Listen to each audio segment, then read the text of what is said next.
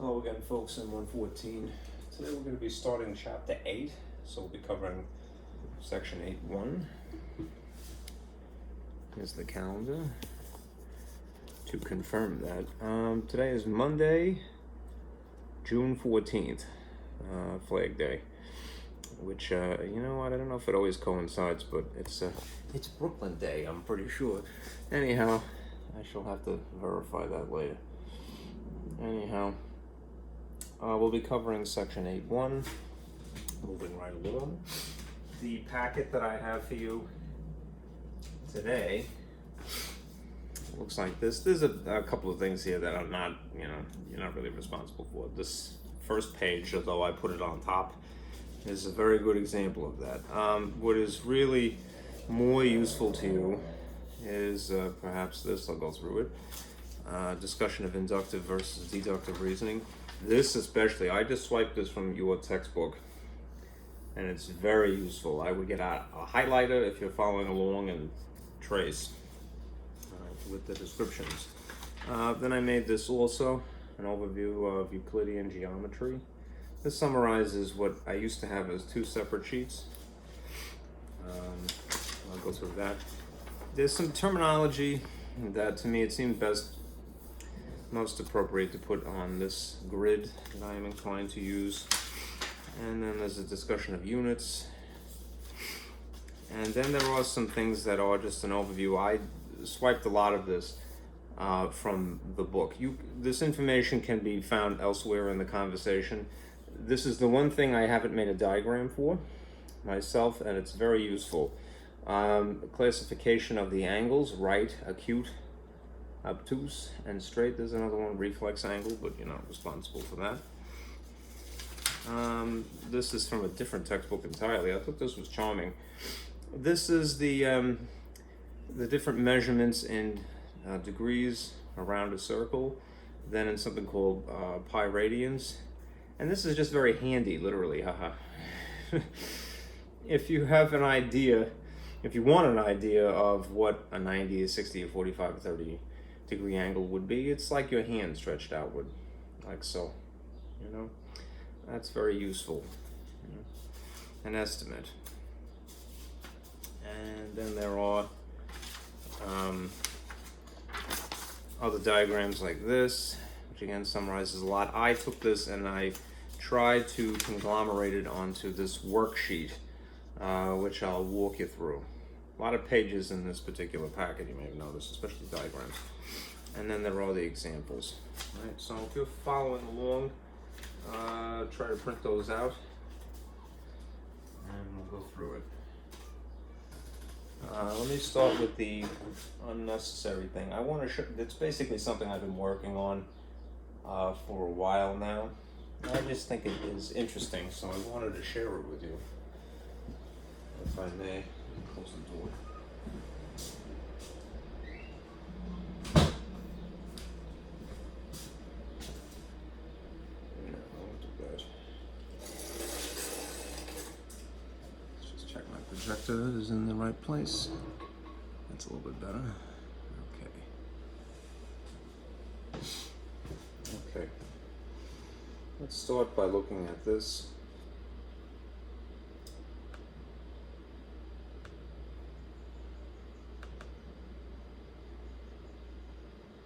Okay. Now, as I've said, this is not something you're responsible for, and I am no historian.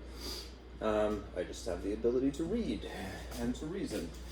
I like to, as I've said, I've been working on this for a while. I like to start with things like this because I think it gives you a more a stronger feeling for what we're doing and where we're going. The subject of Chapter 8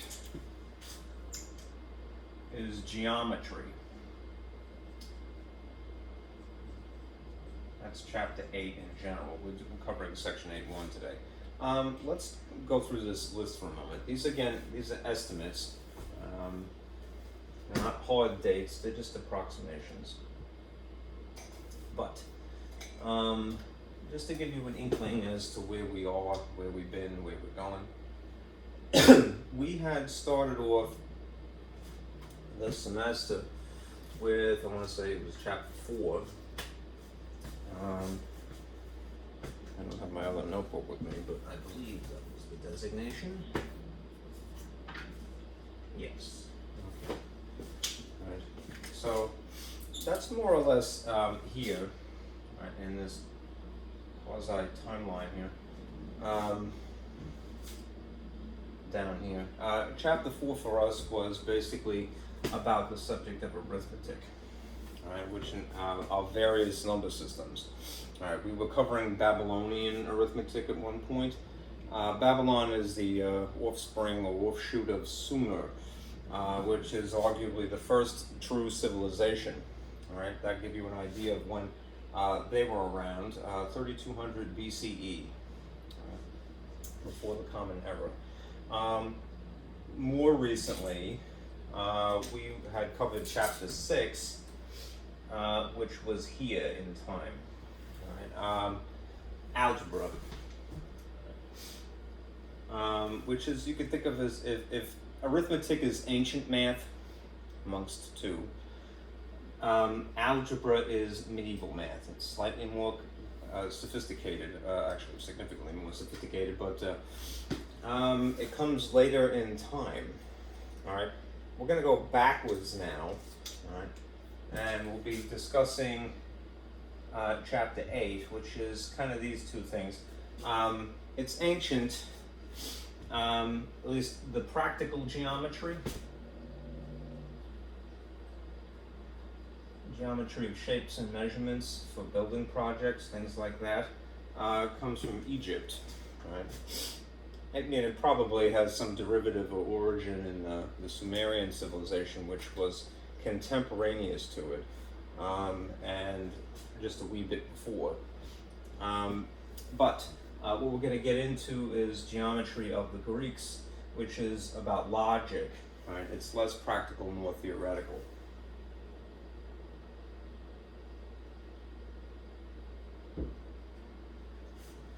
Okay, so we're jumping around a little bit, but that's where we are. At the end of the semester, we're not going to be covering calculus, of course, but it's not something that anyone can't handle, and I can't stress that enough. If you get the opportunity, to take a calculus class before you leave college, all right, I would, all right. It's very mind expanding. Give it a chance.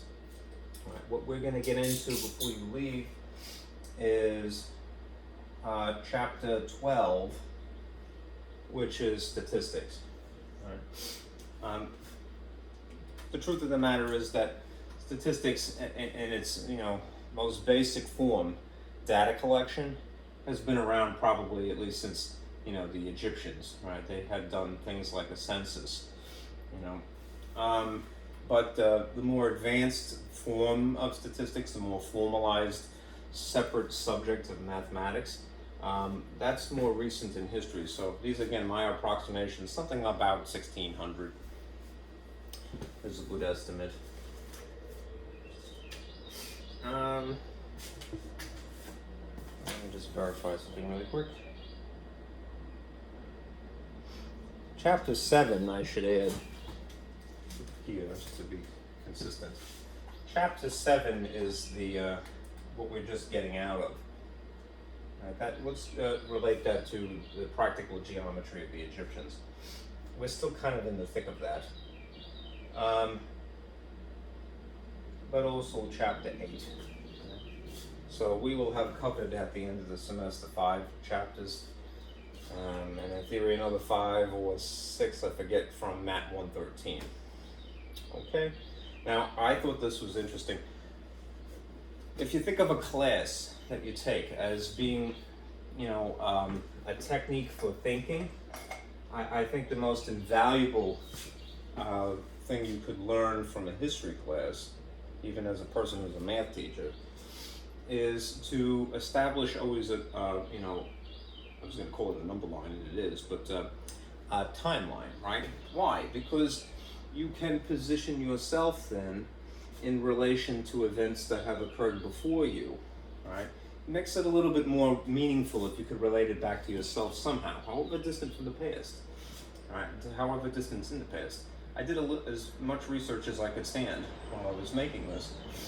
And this is the approximate date of recorded history, about 3200 BCE. So we've only had recorded history for something like maybe 5,000 years approximately, whereas people have been around for much longer than that, right? Civilization, the Sumerians, for example, they were around for at least 2,000 years before writing had actually been invented. It's because we believe, that people settled down and, sort of gave up their nomadic lifestyles, and they farmed. They learned to become farmers. And when the food supply was basically more reliable, that they developed writing. Right? There's an argument amongst historians, not to digress too much, but some people say, oh, it was invented in Egypt, and some people say, oh, it was invented in Sumer. Like a lot of things in human history, probably both are true. Maybe they occurred about the same time, 3200, thereabouts, right? But maybe for different reasons. I've heard the reason that the writing had been developed was taxes, right? In the case of the Egyptians, and perhaps interestingly, in the case of Sumerians, it was to pay people. So both relate to money as an impetus for learning, developing a writing system, but from two different perspectives. One is giving people money, and another one essentially, and another is taking. So that's kind of the way we are humans, right? If you're not one thing or another. Anyhow, that's where recorded history begins. But do remember, people have been around for way before that. I'm not sure when the Neanderthals basically went extinct, but they are a cousin species of modern humans. Right? It's believed that many Europeans and Asian people basically intermarried with them. Right? And insofar as math is concerned, here's practical geometry. The Great Pyramid was built around 2570 BC, so after recorded writing. Geometry that we're going to get into today, the Euclidean geometry, that's Greek geometry, is from around 300 BCE. Right? Then there's zero here. Right?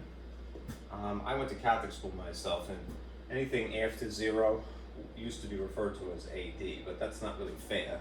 So nowadays it's referred to as CE, the Common Era, right?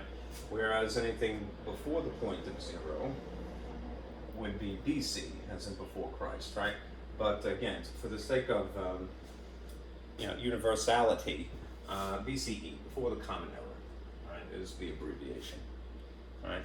Insofar as math is concerned, it's only after geometry was developed that zero becomes a subject to point of interest. It's possible that the concept of zero existed well before this. The Romans at least might have reasoned to themselves, well, if zero represents nothingness, why do I need a picture for it?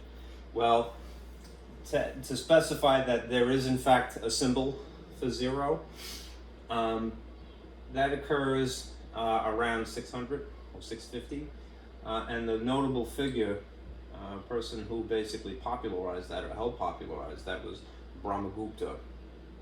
Right, a little bit further down the timeline here, Al-Khwarizmi, right, was the person who, it's always a debate in math to say discovered or invented. I'm sure that it could be said that a person invents, sort of styles. All right, but the idea, all right, of balancing techniques, right, which is what algebra incorporates, one might say that was discovered by Al-Khwarizmi, right, or his teachers, around that time. So let's just say approximately 825. Subject of calculus is from approximately 1700, a little bit before that probably. And the thing that is germane, or pertinent to our idea of statistics this semester, the Gaussian normal distribution, that's from approximately 1800 to 1810, Right? Again, this is just to give you an inkling, of the development of math, where we are in the subject, and where we're going still. Okay, so you're not responsible for that, but I hope that it's interesting. Right? Again, just beware. These are my approximations, so I wouldn't go taking a history test and going, he said 3200 BC, right? Some smarty pants is sure going to say, no, it was 3100 BC, and maybe they're right, with records being as scarce as they were back then. There's always room for debate about a date,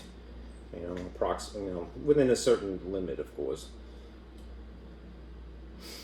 All right, let me see if this is brighter. Okay. What you are responsible for, in theory, is these two subjects. There's a lot crammed onto this piece of paper, so I'm going to go slow, right? But I want to walk you through this.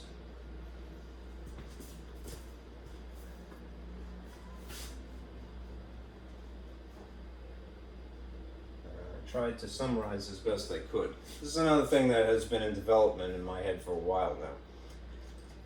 The subjects of deductive and inductive reasoning. All right, I put these two things in purple here in quotation marks because I swiped them from your textbook. I thought they were quite pithy, so worthy of being replicated here. All right, if you think of these as thought processes, inductive reasoning is basically to think like Sherlock. Now, granted, Sherlock was a fictional person, and then therefore someone could say, well, it's to think like Sir Arthur Conan Doyle, and perhaps that would have been more appropriate. But more people are familiar probably with Sherlock, his creation, rather than the author himself, I would bet. This is inductive reasoning, to put it in my own manner of speaking.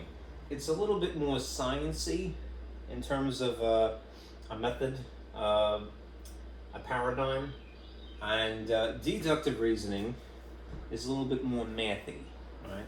Now, as an American, you probably have, if you've gone to school in the United States, you've probably had geometry in high school. It's pretty much expected of everyone. And one of the things that students dread, not to corrupt your opinion, is geometric proofs.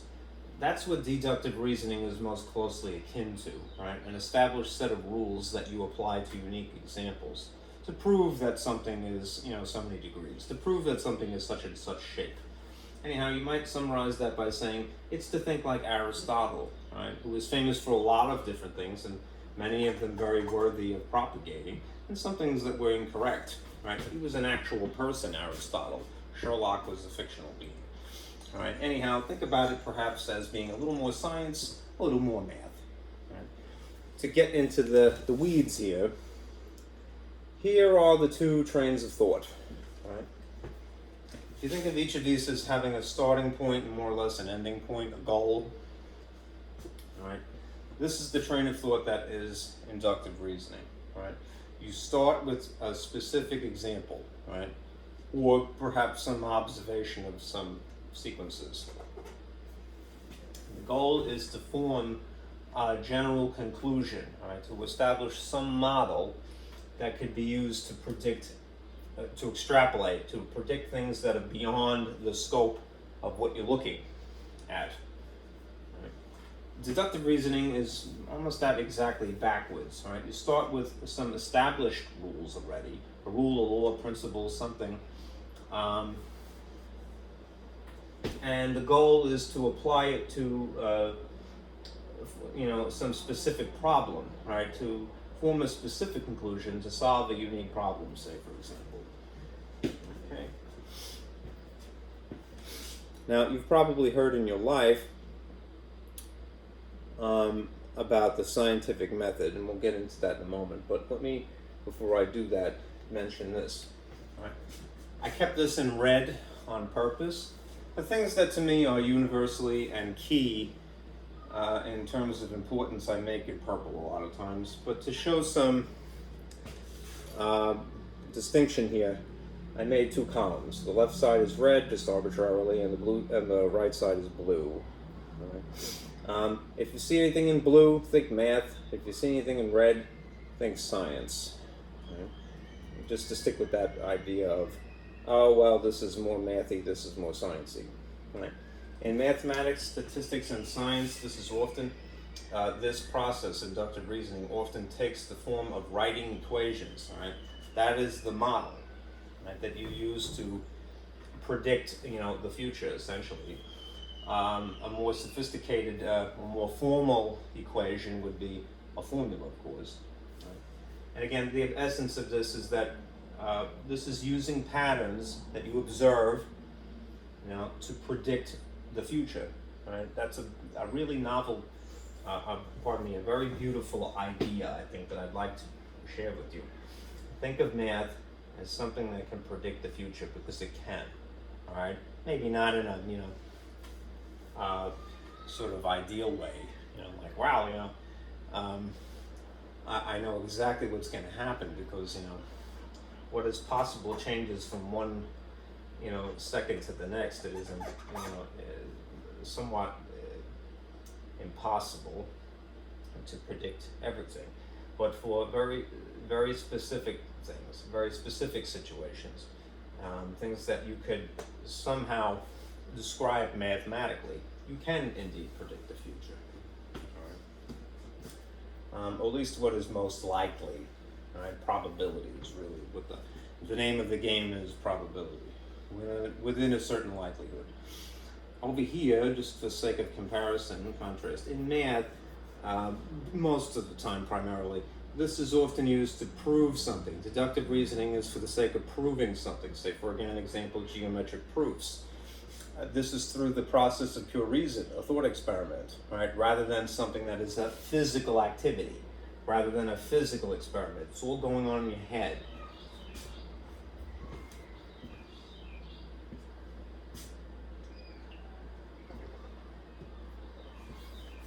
Okay? All right. Now, as for the scientific method, you've probably been beaten over the head with this your whole life. But let me show you what the train of thought basically is, and what vocabulary is involved here. Generally speaking, right, a natural phenomenon occurs, and as a thinking being, a human, right, you make some observation of that. This naturally leads to a question, like, why did that happen? And then if you keep, if you're sticking with it, you try to answer your own question. The temporary answer, the untested temporary answer, is known as a hypothesis, right? The equivalent of a hypothesis in math world, which is why I put this in blue, would be referred to as a conjecture, alternatively. A conjecture is a slightly different definition, but it's synonymous, which is why I put them adjacent and I put the colors as I did. All right, a conjecture is an unproven answer. All right, it isn't necessarily part of this process. All right, a hypothesis would be part of this process. All right, but they're similar enough. All right, what you do with a hypothesis to test your temporary answer is you design an experiment to test your hypothesis, right? And then, based upon the results, right, you make some observations, which probably leads to more questions, which would probably, at least if you're a thinking individual, will lead to some, again, hypothesis. You may have to refine your question based upon the results of the experiment that you've designed. And this process is cyclical, right? It isn't just linear, really. It's a cyclical process. In the long run, right, which is why I put this over here, this is how theories are born, hopefully refined, or completely overturned altogether, right? Because, and the process should go forward, right, indefinitely, right? We pretty much take for granted, theories in science, right? But they sometimes get overturned, right? The theory of the ether all right, if you look this up, and I won't get into it, I probably wouldn't do it justice anyway, is an overturned theory, right? Overturned famously by Michelson-Morley experiment, and indeed Albert Einstein, all right? This is something that must continue, right, cyclically. You test and you test again and you test again. It seems perhaps unnecessary, but it isn't. Right? It's very necessary. You want to make sure that your basis of thought is truly correct and as easily understood as possible. Right? Better and better explanations can develop if you keep testing something. Right? You make refinements along the way, and eventually you might overturn a theory entirely. This occasionally happens. Right? In contrast, there is the axiomatic method, which is really the subject of, again, what we're doing today. Right? The modern definition of an axiom is that it is a foundational, self-evident premise, right? The basis of an argument. Something is what it is if it's an axiom. Right? In general, this is the idea. It's pretty brief here. You identify intuitive, undefined terms, the axioms, things that are self-evident, like a mathematical point. You know, it is what it is. A point.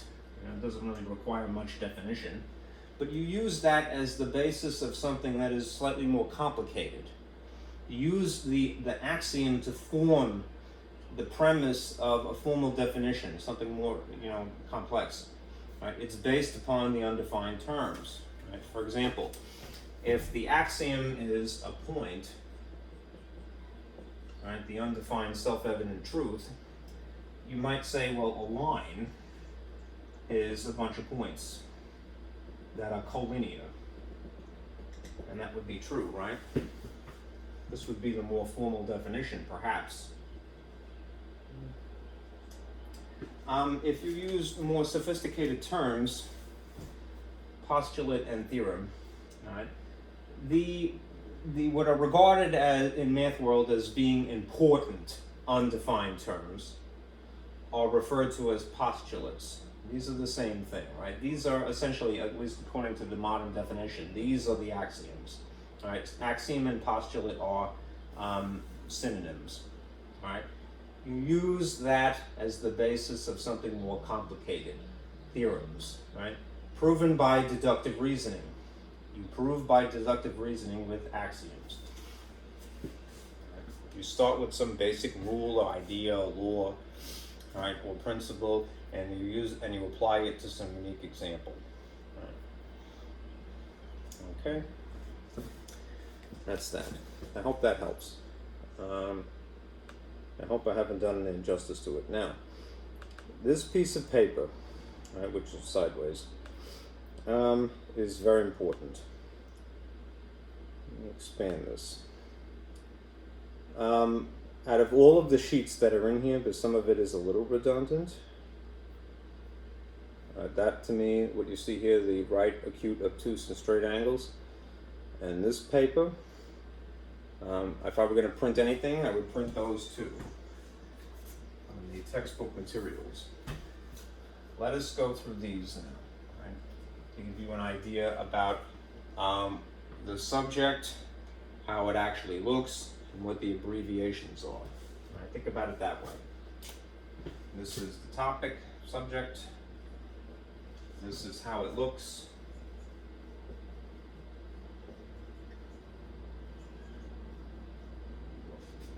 And this is the abbreviation.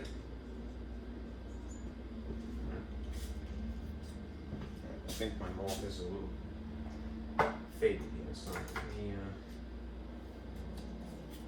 dig up some nicer examples.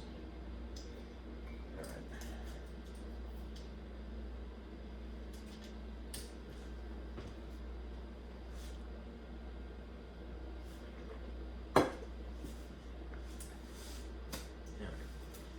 Now, in the subject of geometry, let me see if I can blow this up just a wee bit, not too much.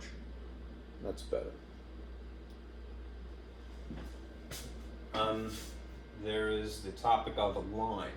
Now, you can distinguish one line from another by giving it labels, right? And here's how you do that, right? You need 2 points in order to distinguish one line from another line, right? They have to be points on the line, right? Any 2 points, right? When those points are included,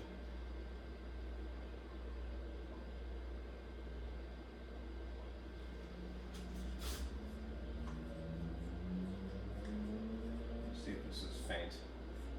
Is that legible? It's a bit faint. Any 2 points.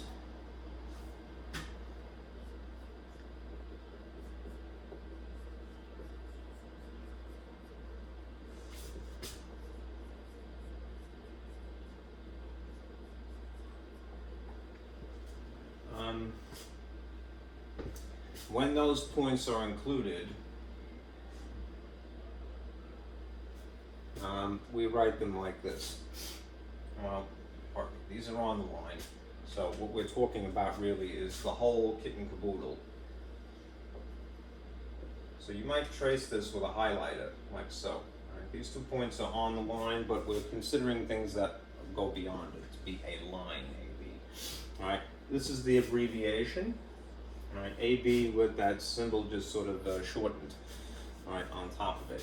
If officially you have a half a line, you still need 2 points, but one of them here is an endpoint. And in this case, it's not included. And notice that there is a hole here, to exaggerate, rather than a dot, right? This other dot that is on the line here, this other point, is basically helping to designate the direction, right? So when we're talking about this particular line, half line rather, you might highlight it like so, right? Draw a circle around the hole, basically, because it's not included, right? And go through it with the arrow. Arrows mean that something is extending past the scope, you know, the limit of your vision, right? And this is again the abbreviation, right? If you have a ray, which is remarkably similar, right? A ray includes an endpoint as well, but notice the difference here. A ray includes the endpoint, whereas a half a line does not include the endpoint, right? And this extends in one direction, which we insinuate again by the arrow. Right? This is the abbreviation. You could put a dot, but nobody does that. It's sufficient to put a line. It is assumed that part of this line incorporates that point there. Right? This is a ray from the heading off into the opposite direction. Now, do make this one distinction. Notice that the endpoint is written first. All right? If you see A and then B in sequence as part of its abbreviations, all right, that means that this is where you start.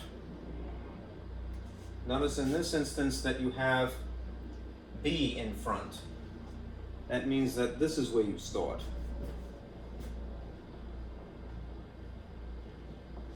Okay? Then there's a line segment. Right? A line segment is not the entire line, as you can see here. Right?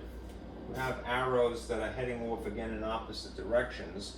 That means that it extends beyond this point and beyond that point. We're just using them for the sake of label. All right? Any 2 points determine a unique line. Right? Line segments are exclusively from here to here, the in and the in between.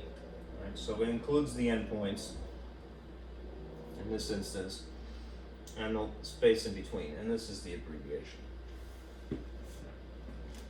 It's a little bit off the page here, but let me scoot this up just a wee bit. Okay. And what is referred to as open line segment AB is practically the same thing. Notice it has this distinction. There's a hole here, and the only thing that is really under consideration is the in-between, right? So when you use an abbreviation, you have to include that. A hole here, ironically, and a hole here. Right? And there's half an open line segment. Again, this is a couple of three things in tandem, all right? There is what is regarded as the starting point, and it is included in this instance and not included in this instance. And this is where it's headed, but not including it. And this is where this is headed, but including it. Remember, dots mean included. Right? Holes, not included.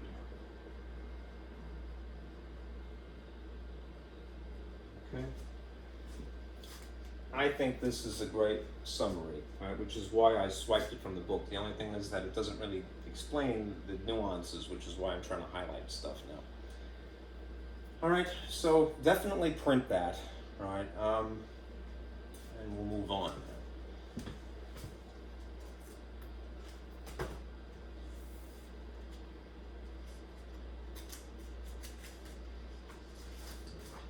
Let's do some examples. Let's see. Well, you know what? Let me show you one other slide, and then I'll go to example 1. This is to remind you of information that you were already familiar with. All right. I'm going to have this available in Canvas, but remember the subject of compound inequalities?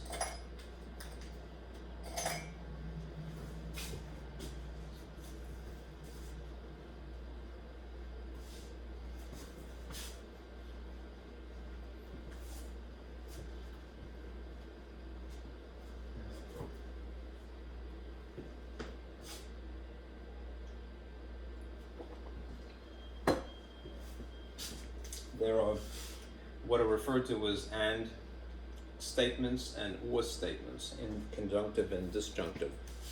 Right? You're not going to be solving equations, but what I do want to remind you of are these related symbols. Right? What's important for us in section 8.1, this is from section 6.5, I believe, is this concept of an intersection, and this, similarly, this concept of a union. Right? Insofar as graphs are concerned, when you have an intersection, what you're essentially looking for is an overlap. Right? So you see that symbol, think you want overlap. When you have a union symbol, an overlap may occur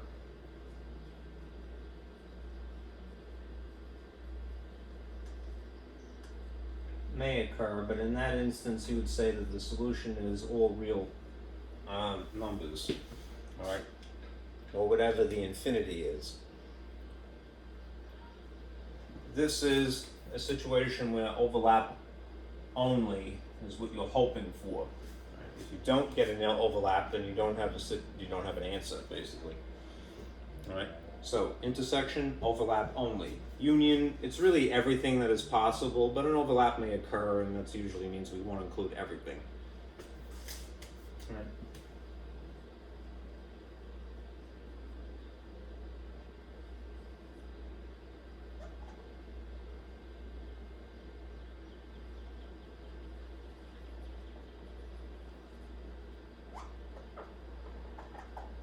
Okay. So think union is everything and intersection is overlap only. To summarize. Okay? Alright. This is similar down here. Sorry for the scribble. When they're drawn, again, there should be an overlap. If there isn't an overlap, then in the algebraic world, we would regard that as null. or we would have an empty set, right?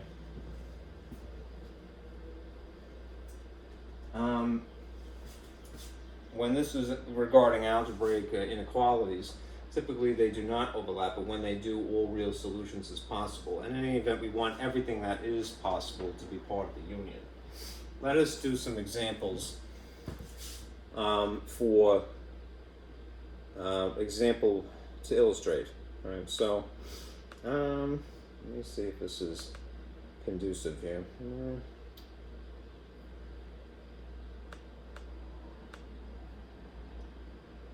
That's not too bad. It's a little blurry.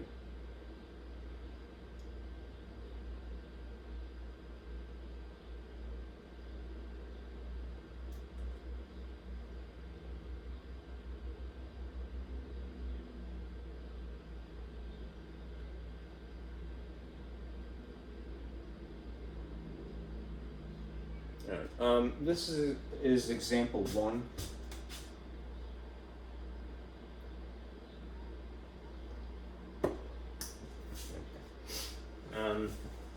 And in this instance, you're asked to find. Notice the symbols here; they don't really explicitly state. They don't explicitly state these. But let us draw on top of the given number line here to illustrate which each of these are to find the intersection. And I'll use different colors, so I'll use red and blue, all right, to help.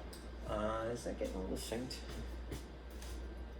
I feel like my bulb is very powerful here. Let me see something really quickly.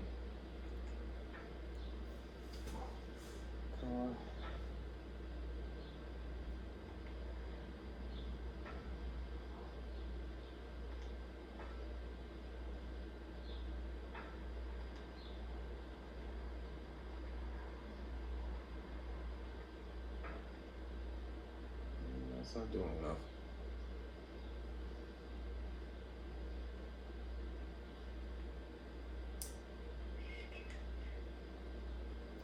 I feel like maybe the bulb is getting weak here.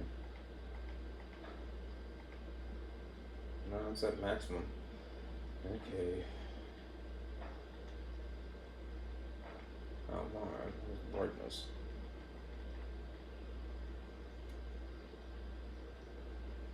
It doesn't seem to be much better.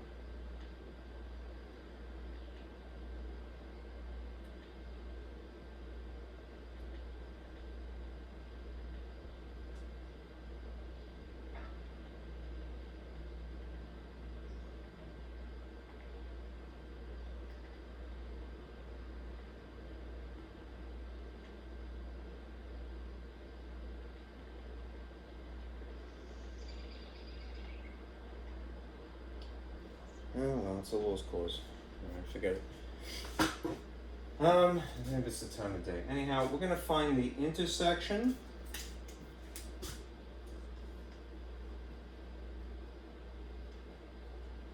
of what appears to be ray starting at A and ray starting at D. Alright, so I'm going to start with A here.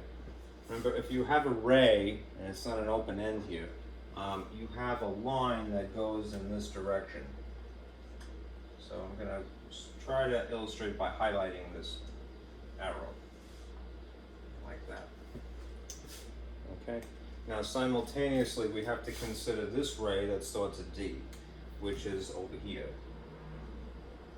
Right? And it's headed off through C, right? But you go beyond it because it's a ray.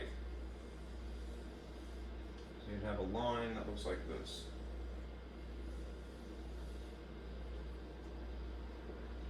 Okay. Now, if we're looking for an intersection, we want just the overlap. What would that look like? The overlap would be from here to there. Right? So just to distinguish it from the other two highlights here, I'm making it black. Right? From here to here is what point to what point.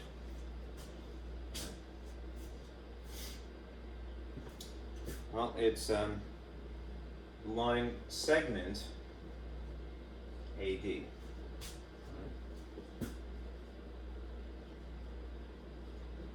That's the way you would abbreviate it. Okay.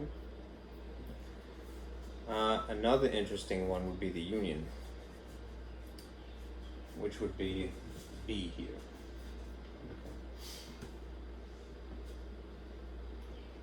If we're considering the union,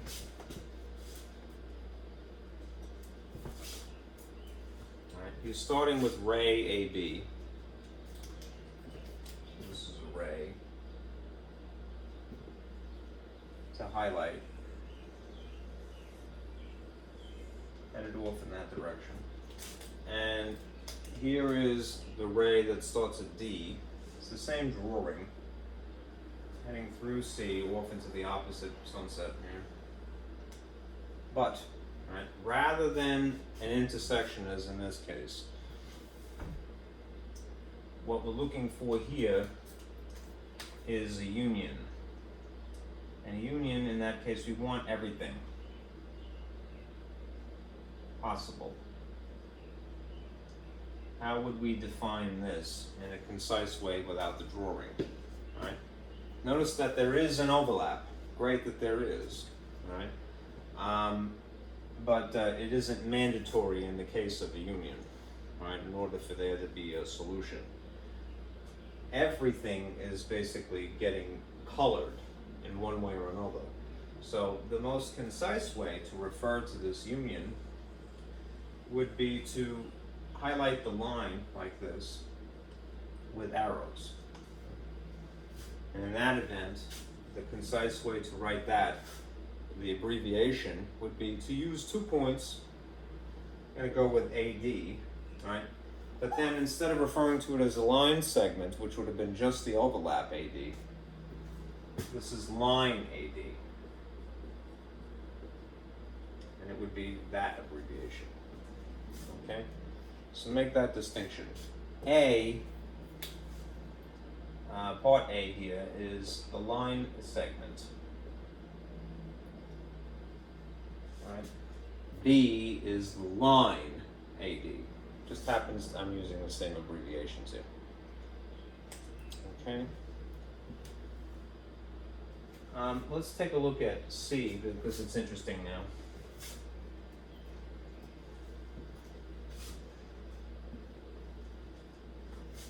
In this case, we're talking about a line segment AB.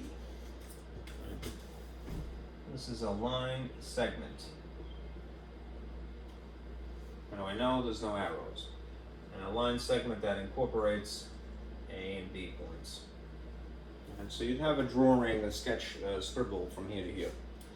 And we're concerned again with, in this instance, the intersection, which means we want there to be an overlap.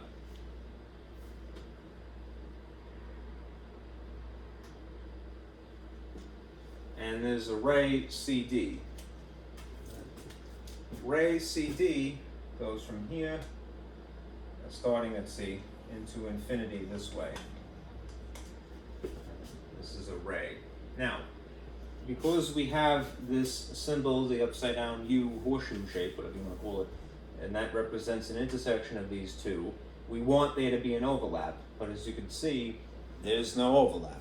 So how would you say, what's the answer to this, basically? The answer to this situation is null, right? There's no common solution.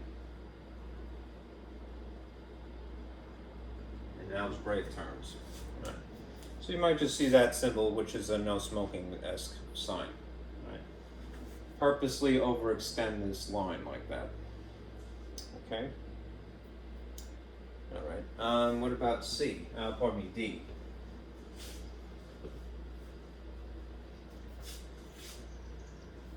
My teeth really hurt me for some reason. I'm not sure why.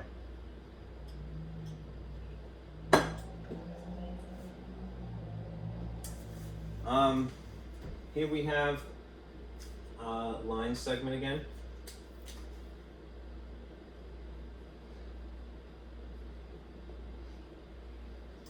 And a it's AD, so it's from here to there to highlight. And we're talking about a union now. So there is an overlap, great, but it isn't mandatory.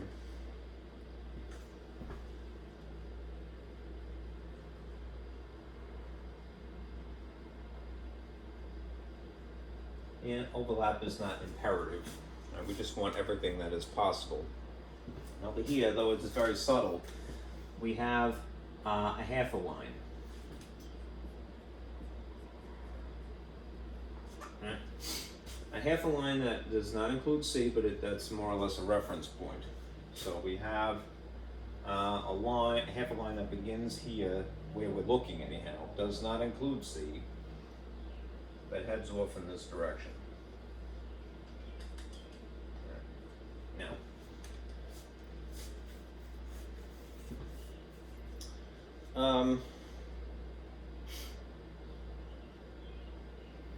I'm sorry, it's the heading in the wrong direction. Because why? It's going to A. So do start here, or draw your arrow this way instead, I'm sorry. It's a little bit faint. Is that visible? Blue is not cooperating today. It's a new marker, so. Alright. Now, we want everything that is possible. Right?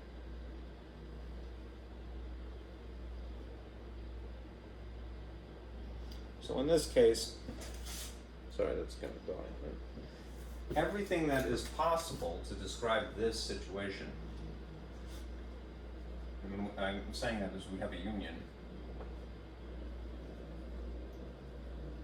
Everything possible includes what?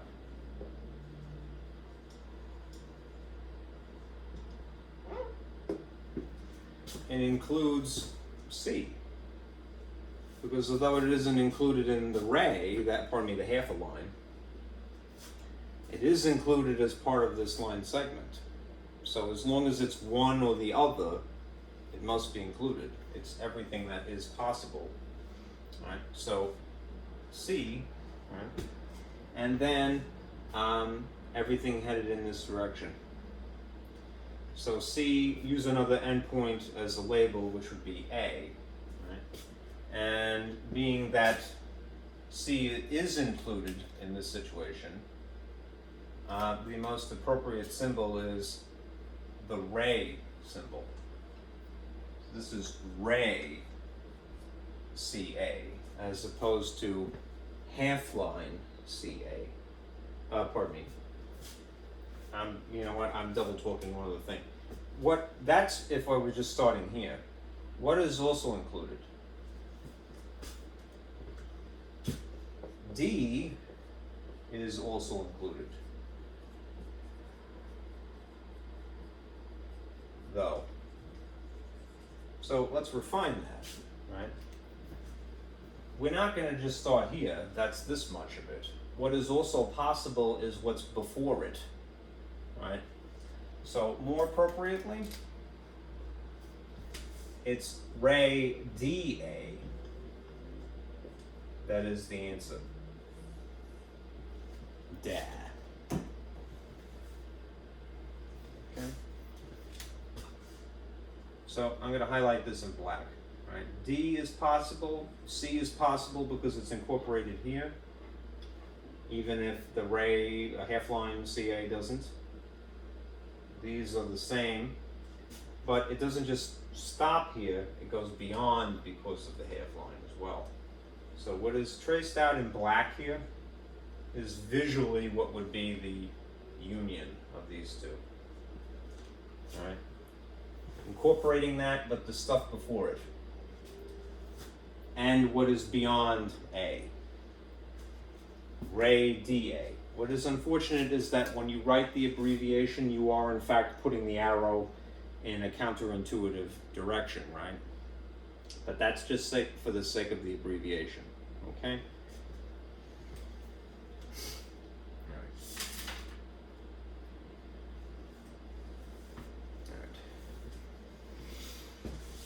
Now let me go to this diagram. we get into the next thing. This summarizes what, again, I used to have as 2 pages. So maybe it's a little too cluttered. Let me dissect it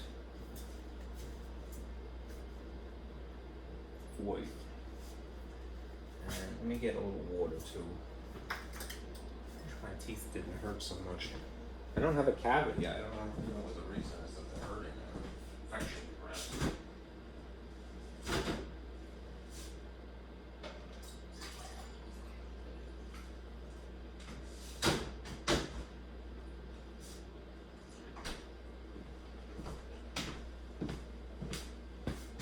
Okay.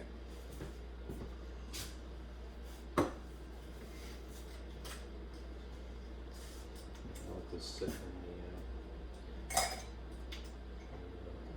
cup here. Well, maybe that'll get better over time. Okay. Now, what are we responsible for? All right. What is in red here? All right. The subject of section 8.1 is Euclidean geometry. Euclidean geometry is essentially plane geometry, which is mathematically flat surfaces. All right. Something that is mathematically flat has no third dimension. I know that in ordinary conversation, we think of something that's flat, like a piece of paper, as, you know, being flat, but it actually is a solid, you know, so it's really technically 3-dimensional. And if you've ever gotten a paper cut, you know that. It just happens to be very thin. Right? Something that is genuinely mathematically flat does not have a thickness at all. It's a theoretical thing. It isn't real. Right? It's abstract. Right? Well, mathematically flat, the word to describe that situation is this: plane. Right?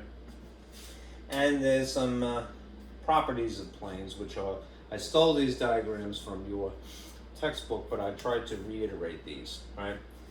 Any 3 non-collinear points, right, can name a plane. Just like two dots basically on a line can designate or label the line, name, and identify it.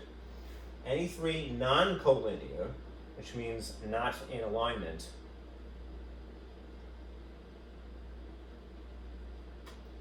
can name the plane. Right? So in this example, you see A, C, B, or A, B, C. Right? If you wanted to,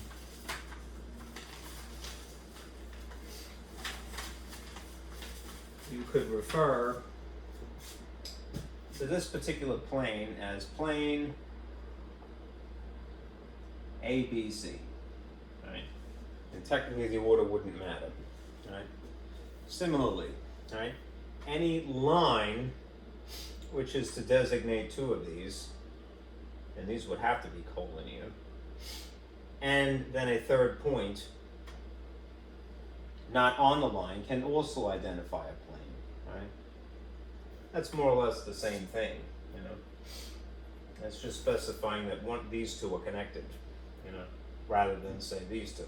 They all are, they can be. 3rd, a line in a plane forms 3 parts: a half plane here and a half plane here, regardless of the sizes, because the plane is infinitely stretching, right? It's a half a plane, and the line itself. All right. The intersection of 2 planes, were they to collide, interestingly, forms a line. Isn't that cool? All right. Now, there's some other information here.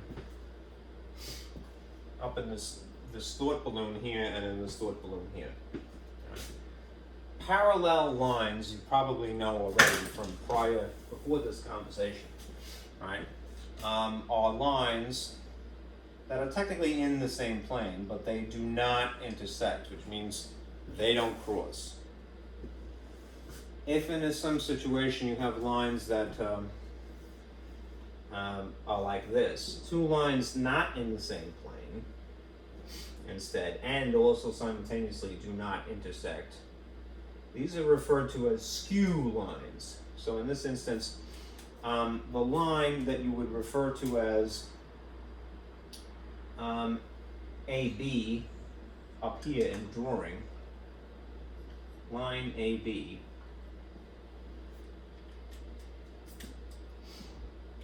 is skew in relation to this line running this way, down here in the drawing, CD line. Why? Because this is in a different plane than this line. What is in blue here and what is in red, they're one is passing under the other, right? And they don't actually intersect. Right? That's the key thing, right? They're two lines, but they don't intersect and they are simultaneously not in the same plane. Okay. All right. Two planes, on the other hand, that do not intersect are referred to as parallel planes. So in this context, you see what's in red here, and we need those 3 points. So plane, looks like G, H, and F, I think it is. It's hard to see. Right, is parallel. Oftentimes we use these symbols for parallel. All right, to this plane over here, right, ABE. I think that's right. It's a little too blurry to see it. The plane that is blue, ABE, I believe it is labeled. You could use D if you wanted to. It doesn't matter. Now, this other stuff over here, non-Euclidean geometry, you're not responsible for that, but I think it's always a good idea. Better to give somebody an idea of what is beyond the scope. You know, don't just say that this is all that there is, all right? You may just teach them this because this is the subject for today, but do make your students aware there are other things beyond the scope here. All right, so perhaps they will take it upon themselves in their own private time or in another class, all right, to explore those, all right. These are two examples of non-Euclidean geometry, right? All right. Geography, the geometry of geography.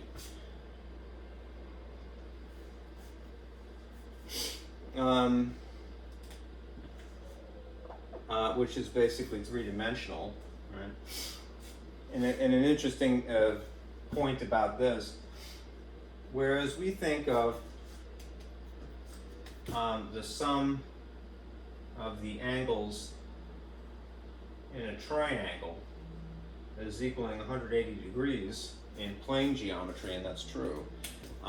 Technically, on a globe, right? The sum of the sum of the angles of what is like a triangle is greater than 180 degrees, because you're talking about something that's three-dimensional versus something that's two-dimensional. And again, you're not responsible for that, but that's an interesting truth about that. Here's a globe. It's very faint. Ring marker. I don't know why it doesn't mark right. Try this old one. Right.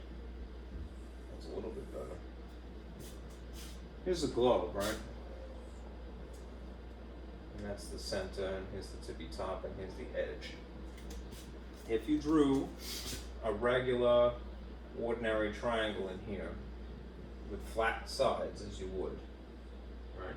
The interior angles would be 90 here, and whatever the angle is here and the angle here, and they would equal 180 total, right?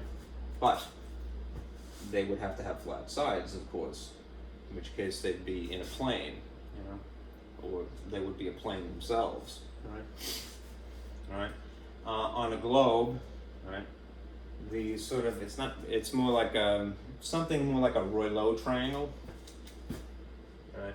There are no straight lines here like this. There'd be a curve, you know, instead.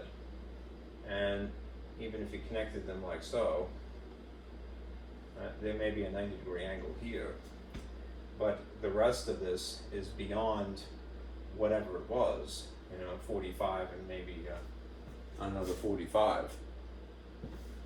So, because this is greater than what would be a straight line here and here to here, all right, this is the relationship, all right, in a three-dimensional space.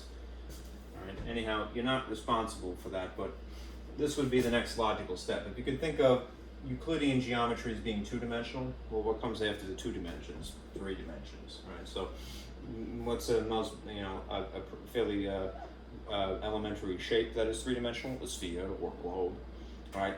Which, in our practical earthling sense, is geography, right? The sum of the angles are greater than 180 in a situation like that.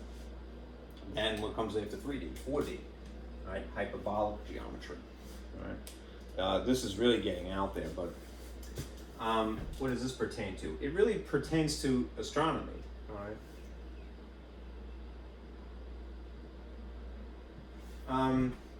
And in a nutshell, this has to do with Einstein's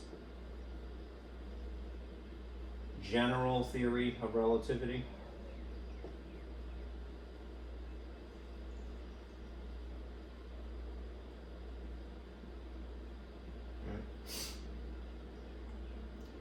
Which basically describes gravity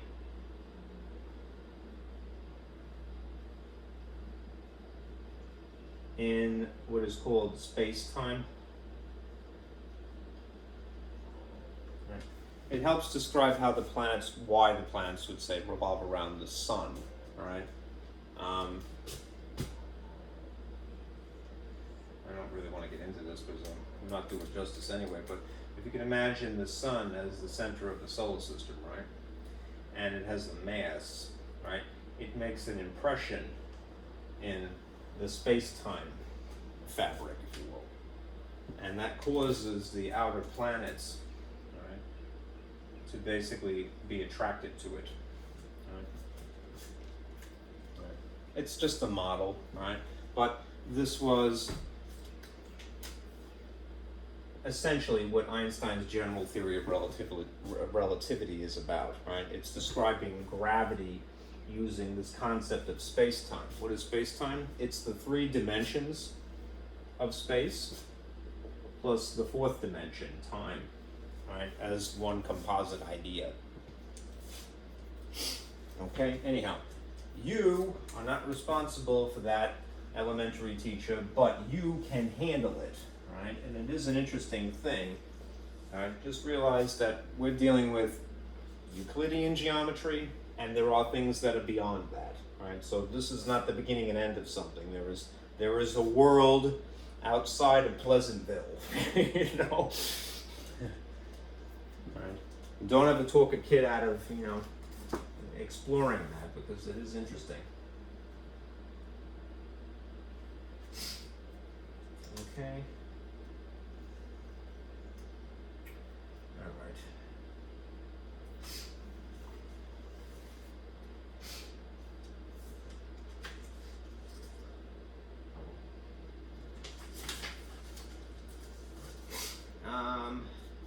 Let me just flash something really quickly. The one element from the rest of this packet, labeled tables and diagrams, is, well, really this. All right. Save this much information. I would print this page as well.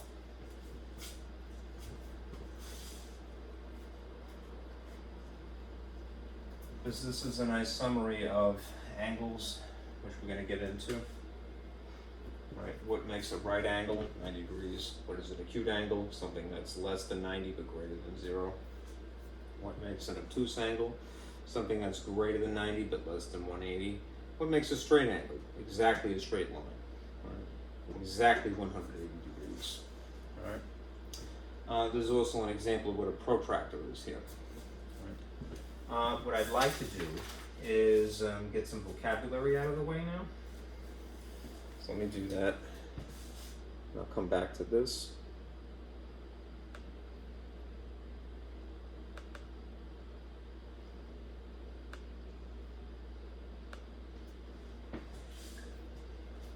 Okay, alright, we're getting into the subject of angles now. And there are, as there often is, abbreviations. So here's our first concept, an angle. Kind of jump the gun a little bit. An angle is something symbolized like this. And you can give it a name based upon some 3 points or just a corner here. If you're going to label it, you use this symbol to label it as an abbreviation. And then the points that are designated here, here, and here. So the go-to way to label it is draw that little angle shape, right? And then mention this point that the ray goes through, this common point, and this point that the ray goes through. So I'm not too creative, I'm just going with A, B, C, right? The one thing that you should be a stickler about is the middle letter implies the corner. That is the common point. Right here. If you wanted to simplify it, you could, in other words, you can mix C and A if you want. Alright, but if you do that, C, B, A, notice the B is still the thing in the middle. If you want to be even cheaper, just call it B. Right. Angle at the corner B here. Now, as a slightly more formal way of describing it, an angle is the union of two rays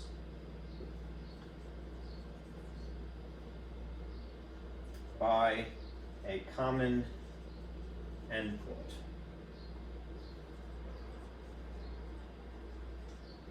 Okay. Now, as for the name of that common endpoint, it's referred to as a vertex. Right. In this illustration,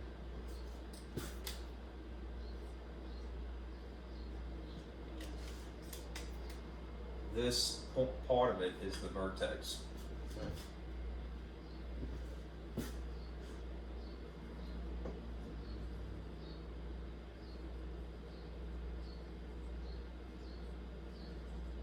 The endpoint of an angle is referred to as a vertex. The corner, basically.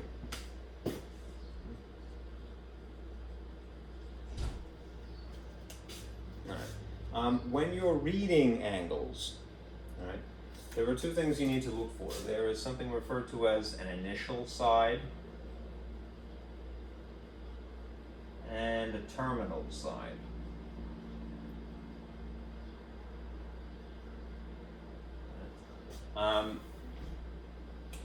I'll try to use different colors here.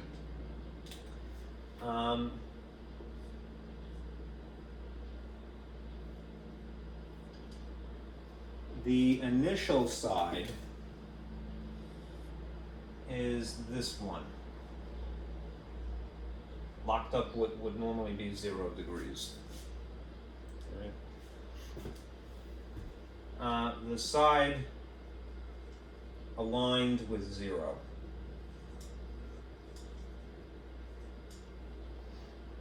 Right. This is basically angle's position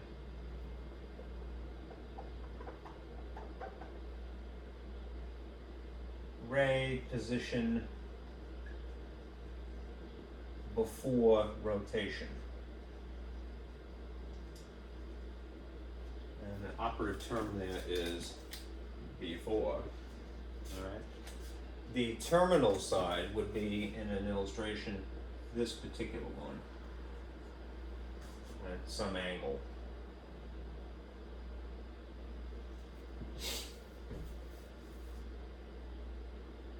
This indicates the angle measurement.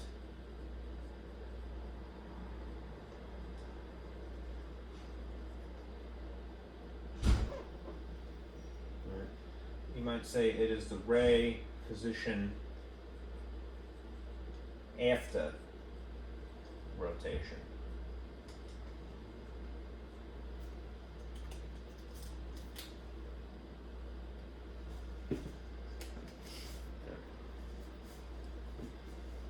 Now, the measure of an angle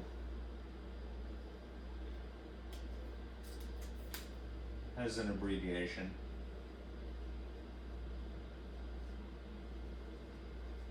And it's this, it's M and then the angle symbol, and then whatever the letters are involved. So if it happens to be ABC, then it's ABC. And it's usually the degree measure.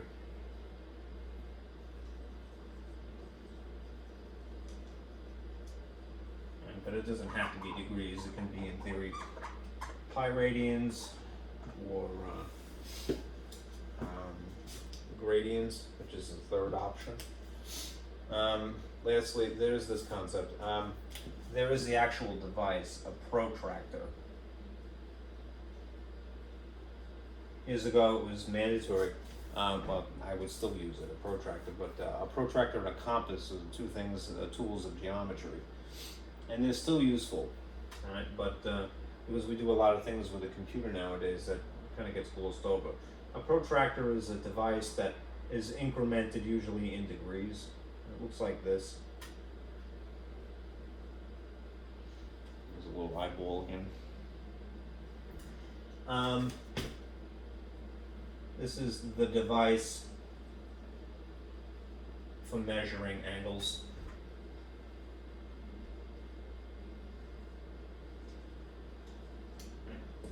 Let me just summarize before I switch slides here, and I'll show you this. An angle could be designated usually by 3 letters, but make sure that the middle one is referring to the corner. The corner is, a more fancy way of referring to that is a vertex, right? How you read an angle? Well, you read it from an initial side lined up with 0, and then you rotate the ray to a terminal side, and you read it whatever the number of degrees is at that terminal side. Right? It indicates the angle measurement. Right? The ray position before is the initial side. The ray position after rotation is the terminal side. The measure of an angle is abbreviated that way. It's usually measured in degrees, and the actual device for doing it is a protractor. Now, on again that slide from before,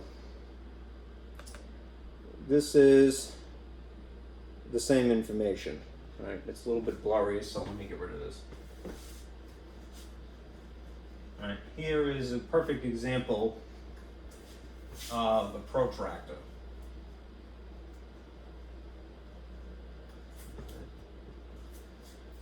Again, notice that it's unfortunate the way that this is written, but the inside numbers are 10, 20, 30, and then the increments are a little bit more finer here. This is understood as being, we read counterclockwise.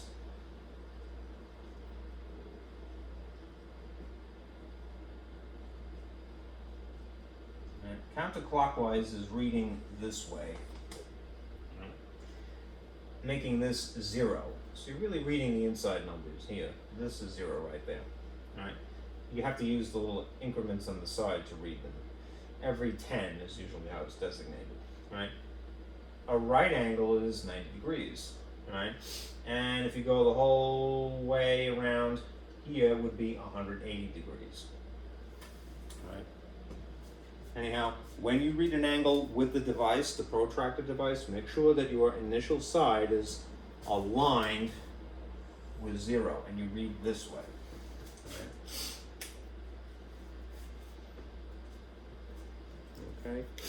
Now again, potentially, if you're using degrees at least, these are the kind of angles that you would get. Right? Officially, an acute angle, which is somewhere between 0 and 90, or an obtuse angle, which is between 90 and 180. Right? If you are exactly 90, you're right. If you're exactly 180, you are straight. Right? There is in theory another angle that stretches beyond this, which would be a reflex angle, but you don't have to worry about that. All right. Okay. Now, next thing. This is the jam-packed section 8.1. To summarize again, I made a lot of these diagrams here. Here are is a little discussion to summarize the units that you would use. All right. Again, what are you actually responsible for? Degrees. All right. This is MAT-114. All right. You guys are using degrees and nothing else. But there are in theory other choices. All right. If you were to take pre-calc, all right, you're very likely, maybe the tail end of algebra 2.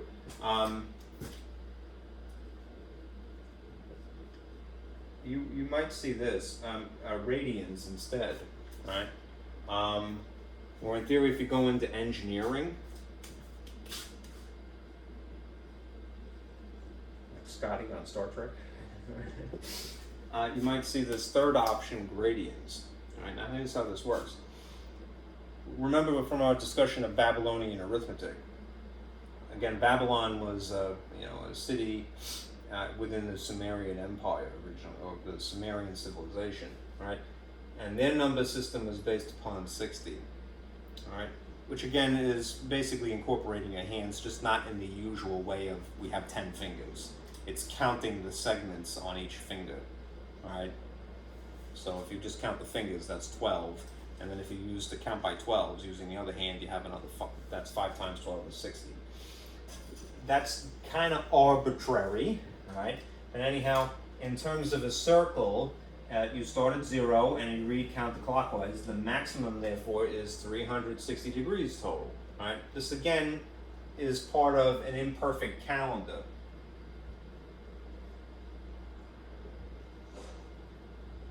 All right? It's not a coincidence, really, that, our calendar is 365 days and a quarter, right? And even that isn't perfect. And this number is remarkably close to it, right? Their number system was trying to basically, measure time, all right, by adapting this figure, all right? And it must have worked reasonably well, otherwise they wouldn't have continued with it, all right? Radians is not based upon base 60, all right? It's based upon this concept of a ratio of an arc length divided by a radius. Now, remember, there's this famous formula, right? Circumference is equal to pi times diameter. And you could instead, rearrange this to solve for any one of these three. An arc length is a distance around a portion of the circle, generally. All right. But what if you went the whole way around? If you went the whole way around, you're a circumference.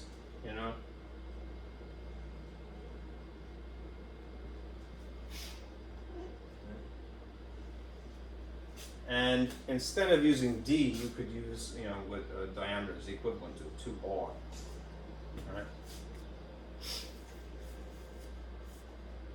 right. If this is the formula, circumference incorporating radius, 2 times pi times r, and you divided the radius here to move it around, then this is what 2 pi would be equal to, assuming that this is 1. Right? If the radius happens to be equal to 1, right, it's a unit circle is what you would refer to that, and the arc length is the whole way around, right, then the maximum as a decimal would be 6.28, whatever it is, into infinity. All right. A lot of times, especially in upper level math, they don't use the equivalent. Right. Where does 6.28 come from? It's 2 times pi, and if pi is 3.14 approximately, what's twice that? 6.28. Anyhow. That's assuming, again, radius is equal to 1, and you're going the whole way around, not just a portion of it. Anyhow, the maximum is either 6.28 in the decimal style, in which case you would call that decimal radians or just radians, or the equivalent that preserves all of a pi, all of infinity, which would be pi radians, which is 2 pi. Right? So you could say how many degrees in a circle, 360 maximum. How many radians in a circle? 2 pi would be the best choice, believe it or not, even if it's a little bit fuzzy, because pi is an irrational number. All right. Then there's this gradients. Right. This is the idea that a right angle, instead of it being 90 degrees, is 100 exactly. So if you went from 0 to here, instead of 90, it would be 100 slices, as opposed to 90 slices. Right? That means that would be 200, and that would be 300, and that would be a 400 maximum. Right? To distinguish gradients from degrees, we opt for a different symbol. The superscript here is a little naught symbol, right? The superscript here is a little g. Right? Anyhow, you are not responsible for gradients, and you're not responsible for radians either, but they exist as a concept. Each of them exists, right? So just be aware, right? There is something beyond Pleasantville, all right? You're merely responsible for this, but you can handle that, all right? Never talk yourself out of it, all right? And maybe I don't do it justice, but you can definitely handle it, all right? But a jerk like me can handle it, you can. Okay.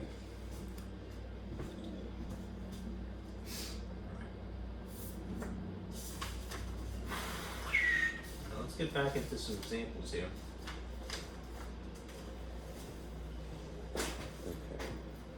Okay. Uh-oh. Tripping over my wire here.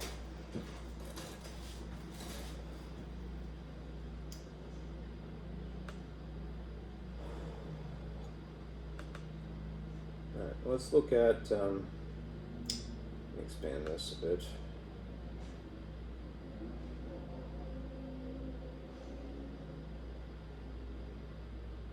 Let's look at this.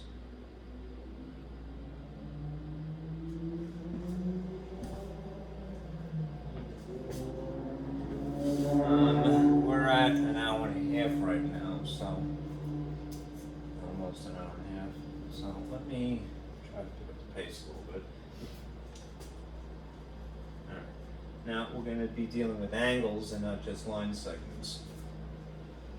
Okay. We still have these symbols to use. Remember, we have the horseshoe shape as the intersection.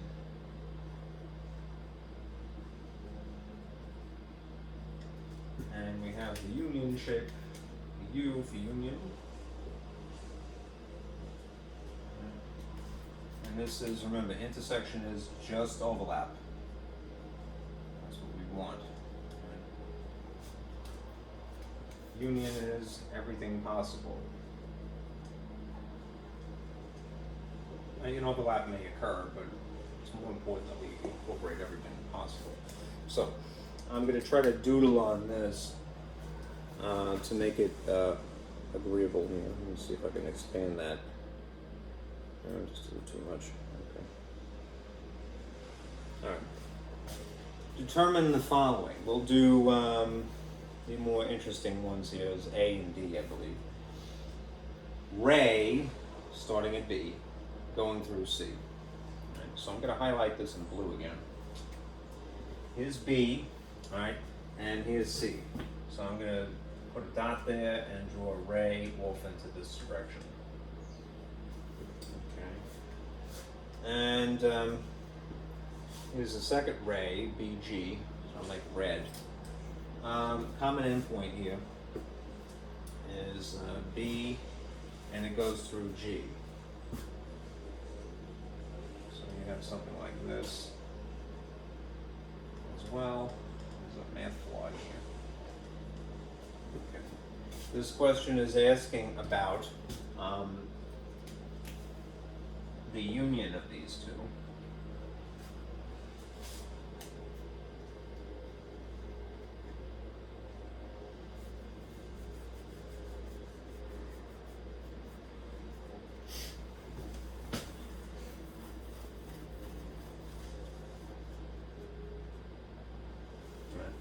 what would be the union of these two things?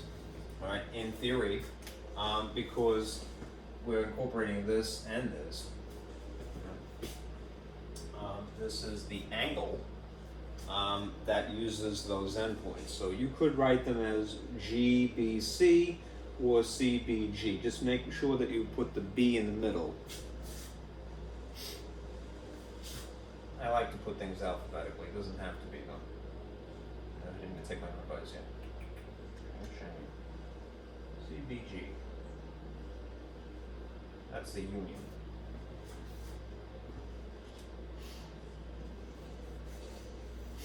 All right. Remember the definition of an angle. It is the union of two rays by a common endpoint, right, the vertex. So if they use this symbol to represent that concept, it's still the same thing. It's an angle. All right, so CBG. Or GBC if again you like.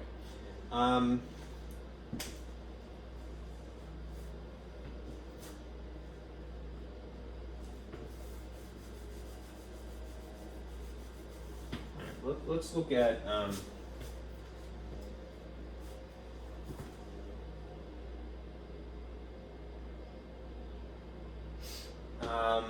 next one, B here. Ray AB, and this is the intersection of ray CB.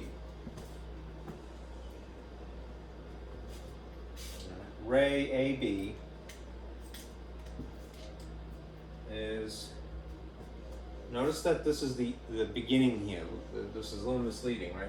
A is where you start from, right? And B is just what you happen to pass through. So this is the correct orientation of the arrow. CB is headed off, starting here, and headed off through B in the opposite direction. If we're talking about, in this instance, an intersection,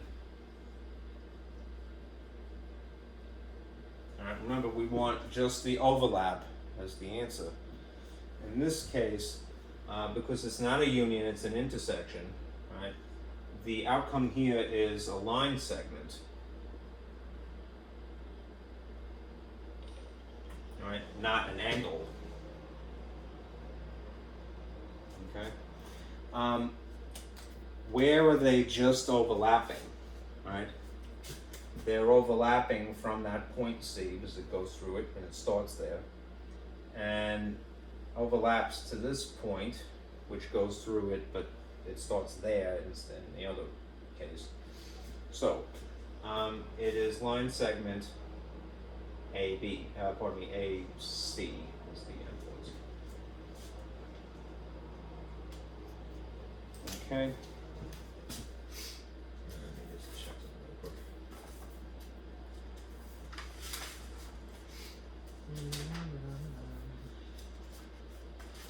Sorry, my nose is running.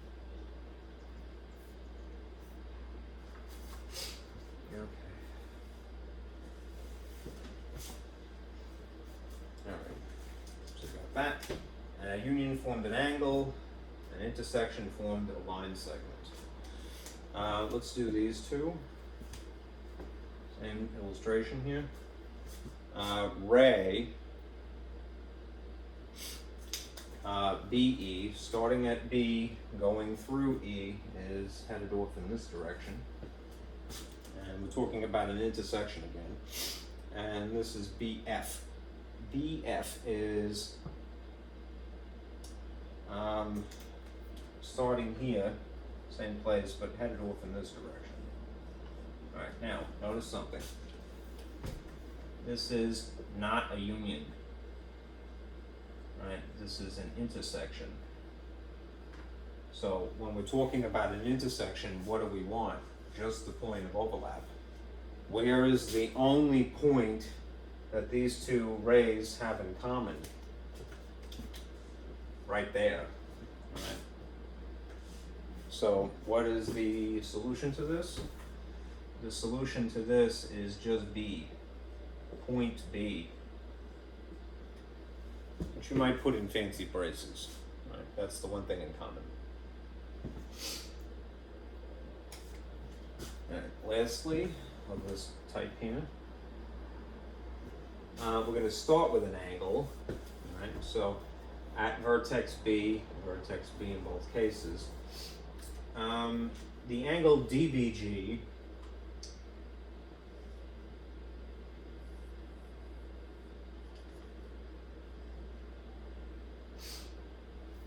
would be that one, and the angle ABD would be that one. Okay, now again, this is not a union, this is an intersection, and if we're concerned with an intersection, we only want the overlap. So when you have two angles that are adjacent, they're butted up against one another. These are adjacent angles. Adjacent angles have a common side.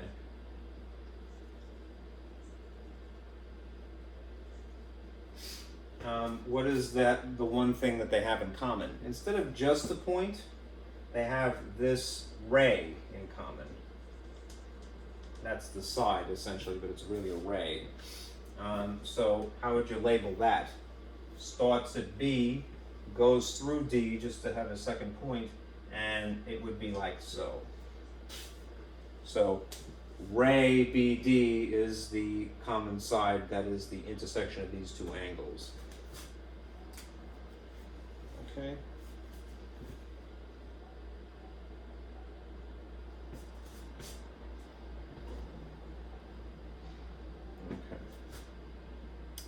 Let's see.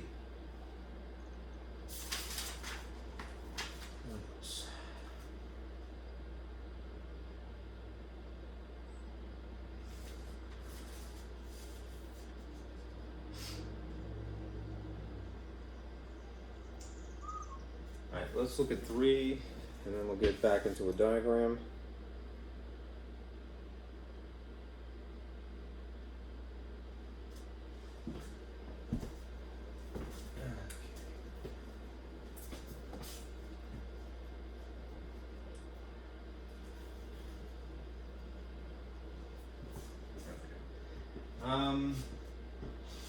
Determine the complementary and supplementary angles. A couple of things to remind you. Complementary, this is from MAT-114, means that the sum is equal to 90 degrees. Supplementary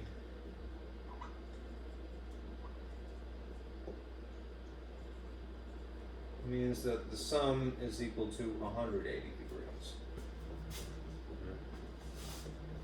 That should be old hat, but we're going to get back into it in a little bit. Okay. We see that the measure of angle ABC is 31 degrees.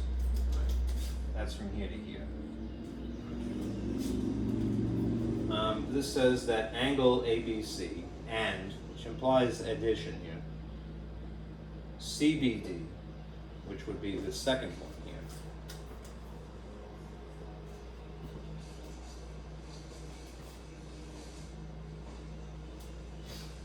all right, are complementary.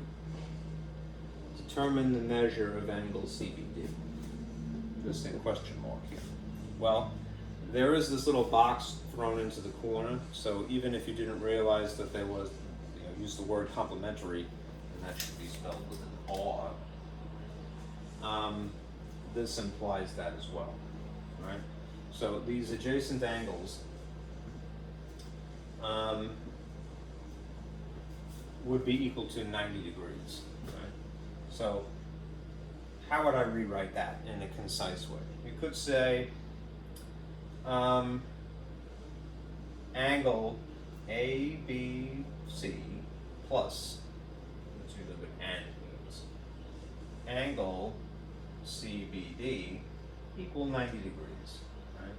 If this particular one is 31 degrees, then and we can solve this, all right,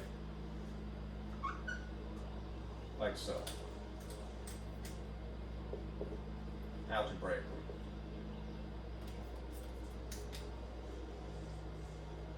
Make a little table. Remember, algebraically, if you want to move something over equals, you perform the opposite operation. Since this would be a positive angle, all angles are positive, you would subtract it. You would subtract 90 by 31. Right? In which case, what do you get? If it was exactly 30, right, it would be 60. Right? So it's one less than that, so it's 59 degrees. Right? This is equal to 59 degrees. Right? That CBD. I should make it blue, but I didn't. Right? If, going one step further,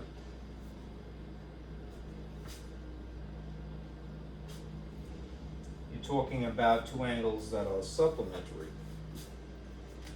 Angle BC, ABC is still 31, but the angle that is CBE is unknown, right? And just that it is supplementary, there's no symbol we have for that in this case. What is the measure of angle CBE, right? You're going to borrow this relationship, right? If essentially the first angle is 31 degrees again, right? And it in theory would have to be added to CBE, and together they form 180 degrees, right? Here's a little table. Now instead of subtracting 31 from 90, you're going to subtract 31 from 180. Right? And therefore, angle CBE would be equal to the difference. So 10 would be 9 for 149 degrees. Okay.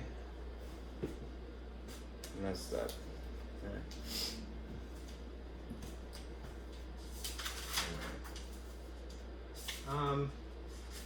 Now, to summarize, again, what you could get from the book materials, I put them here again. I'm just going to flash them really quick.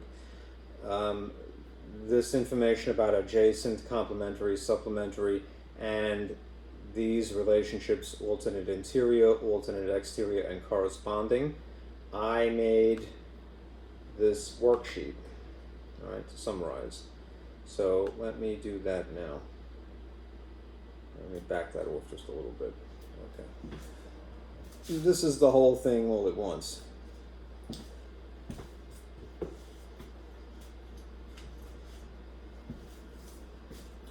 But let me fill it in with you. Okay. What is in green are the situation describing two parallel lines cut by a transversal. What is in blue are just what we talked about a moment ago, complementary and supplementary angles, which are usually formed by adjacent angles. In theory, something can have a supplementary relationship or a complementary relationship as long as they add up to 90 or add up to 180 respectively. But it's usually this situation. They're adjacent, which means they have a common side. Then there's this other situation, which is a discussion of vertical angles. Let's see something really quick.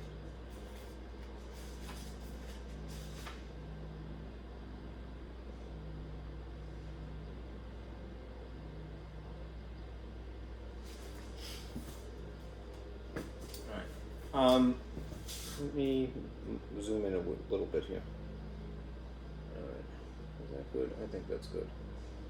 Here's how I've designed this to summarize. All right. Let's start with what's in blue here. All right. Angles formed. Complementary angles are formed by generally adjacent angles, and usually this symbol will be drawn there, which implies that this is 90 degrees. Right, from here to here. Right? But as long as you see this phrase, complementary angles, right, one could write a little formula like so. Right? angle 1 plus angle 2, I'm really being concise here, is equal to 90.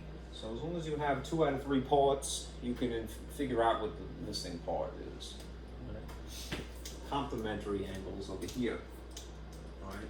Again, typically they are adjacent angles, right? But there's no symbol here. This is 180 total. It's a straight line. In this instance, a simple formula would be that angle 1 plus angle 2 is equal to 180 degrees. Okay. Then there's this situation when you have angles formed by essentially crossed lines, right? They're not adjacent, right? The things that you're considering in tandem. They are equal though, right? This is equal to this, and this is equal to this, right? To summarize, angle 1 would be equal to angle 3, whatever it is, because of the nature of the scissor action of crossed lines, right? Angle 2 in this labeling would be equal to angle 4. Right?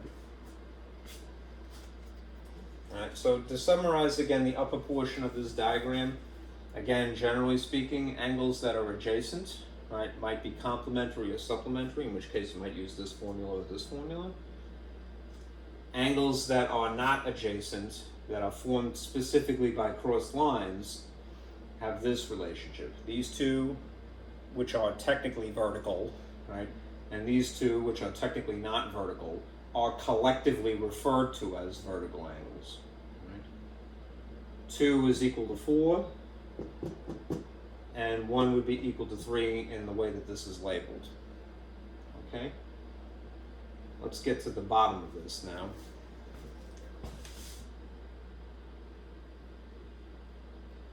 These 3 are all green because they're all pertain to the same drawing.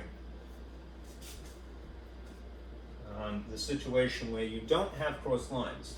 Right? These are not crossed lines, but they're parallel. So if you have 2 lines that are definitely not touching, they're parallel lines forever. Now, what if they are themselves crossed by a third line, which is referred to as a transversal? All right, this might be parallel to this. That's fine. But what if you have a third line that crosses them? This would be referred to as a transversal.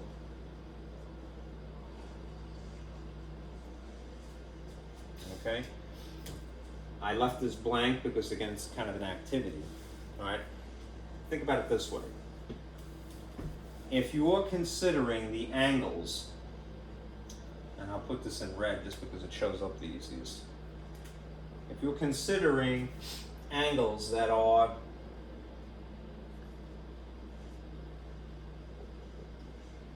alternate, which means opposite sides of the transversal, but interior, that means inside parallel lines, then you might refer to them as alternate interior angles, and I'm going to sort of circle them. All right, we're going to look inside the parallel lines, but on opposite sides. 4 and 6 would be equal. All right? If these are the conditions, parallel lines cut by a transversal, that's a guarantee.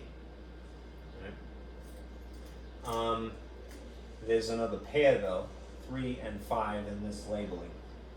Angle 3 and angle 5 would simultaneously be equal. Okay. Let's go over here to alternate exterior, which sounds similar, right? If you're considering, I'll get out of the way in a second, I promise, angles that are opposite of the transversal, opposite sides of the transversal.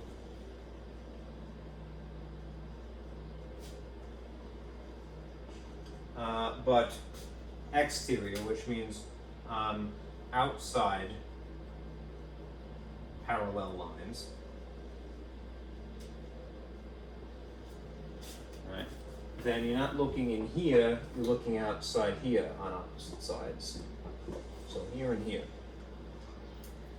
I'm going to again circle it as part of an activity.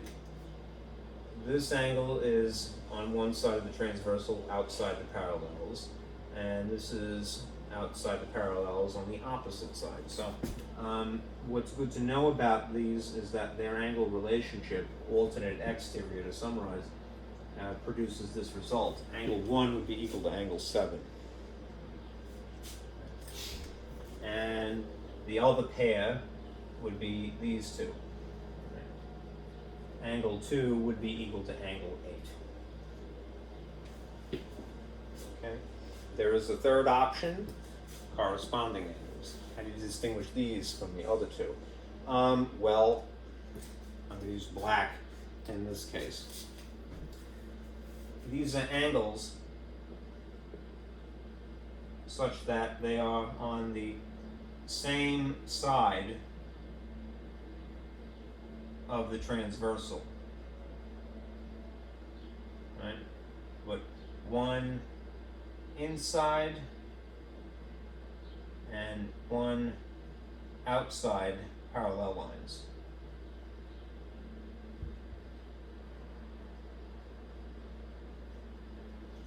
Okay, so sticking with one either the left or the right of the transversal, but one is going to be inside the parallel lines and one is going to be outside the parallel lines. So there's a lot of these. Let's start with this. 1 and 5 would be equal.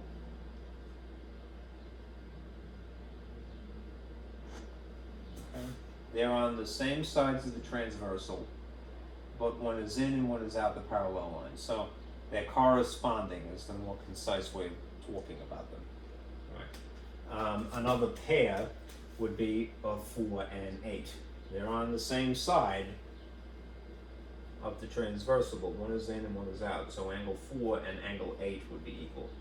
At least the way that I've labeled it here. Right. Textbook might do something else.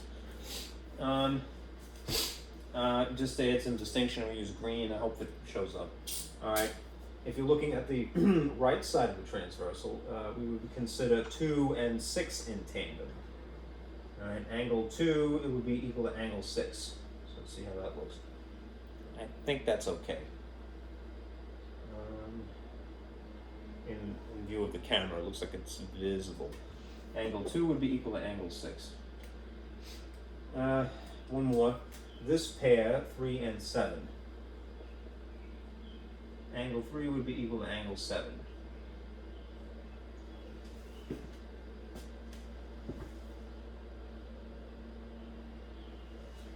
Okay. There's 4 possibilities, 4 pairs when you're talking about corresponding angles. There's 2 for alternate exterior and there's 2 for alternate interior. Right. Again, this is meant to be an overview of everything kind of thrown at you all in one page. All right. Make these little distinctions. All right. These are not cross lines, these are parallel lines. Right. But they're cut by a transversal. And they would form these 3 relationships. Okay. Let me see. Let's do a couple of examples, then I'll stop. Let's do example 4 and example 6.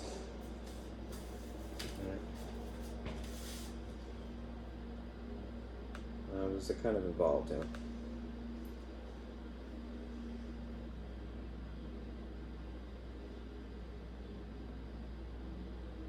I'm going to draw this and sort of paraphrase it, okay? And I'll turn off my projector finally. And lighten up the situation. Okay.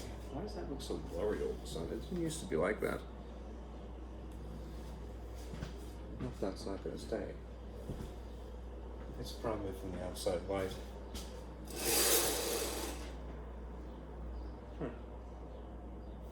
Or is it because of that? Yeah, I guess so.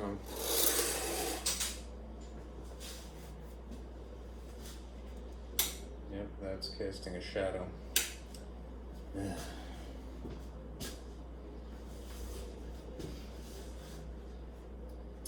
Alright, no overhead light then. Hopefully the daylight is sufficient.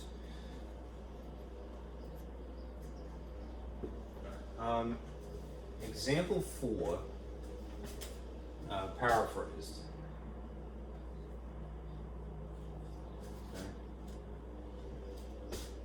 This is the information that the way that I would rephrase example 4 to read it. All right, a couple of things.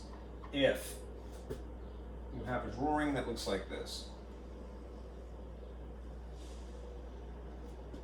and it has these 3 rays here,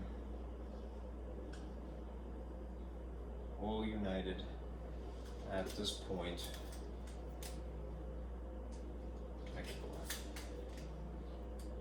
B, once again, D, C, and if angle A, B, C, and angle C, B, D are complementary.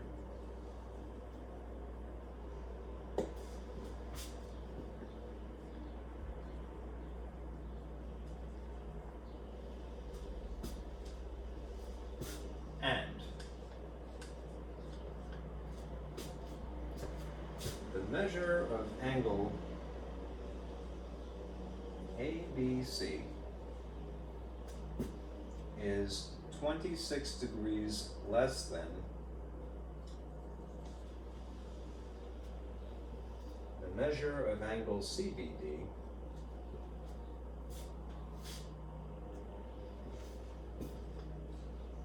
find the measure of both angles. Don't be afraid, especially as a teacher, to rephrase information, right? Simplify it, right? That's part of our job, is to demystify something. So, like, I'll just show you basically what I've taken this from. Right, and the complexity of it.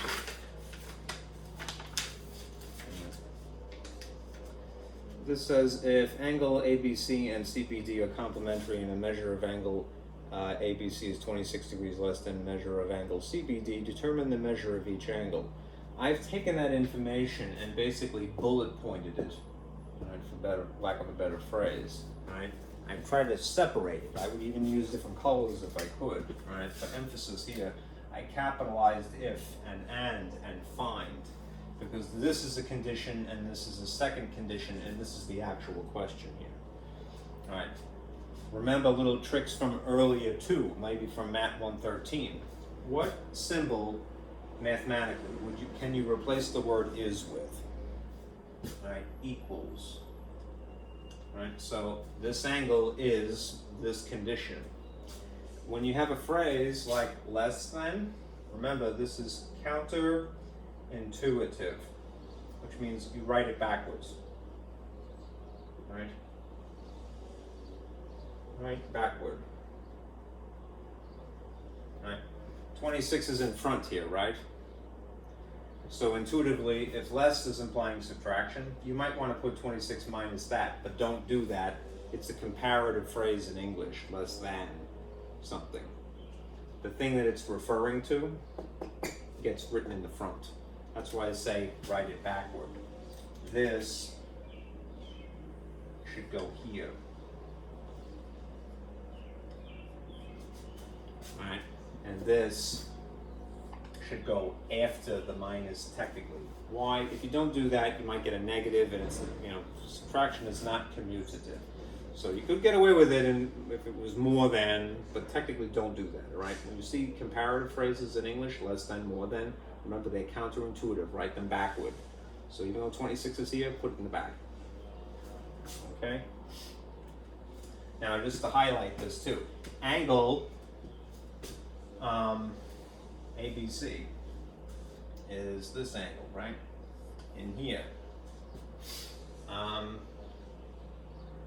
And angle CBD is in here. What we're being told is that they are complementary, so I'm going to highlight this with a little box symbol in here. Right. If they're complementary, I have a formula for that. All right. Essentially,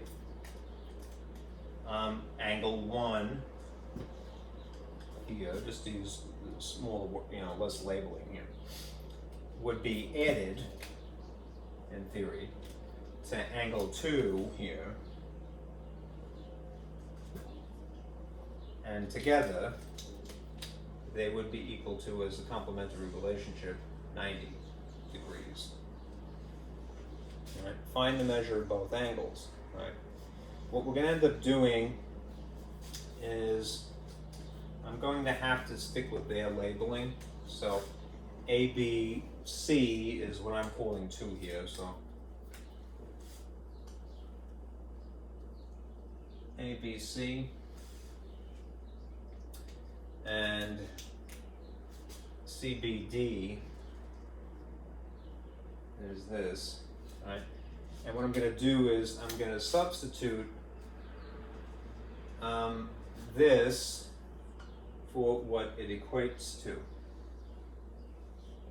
right, from this phrase. So in other words, I'm just going to write this as the expression half of this statement. It's CBD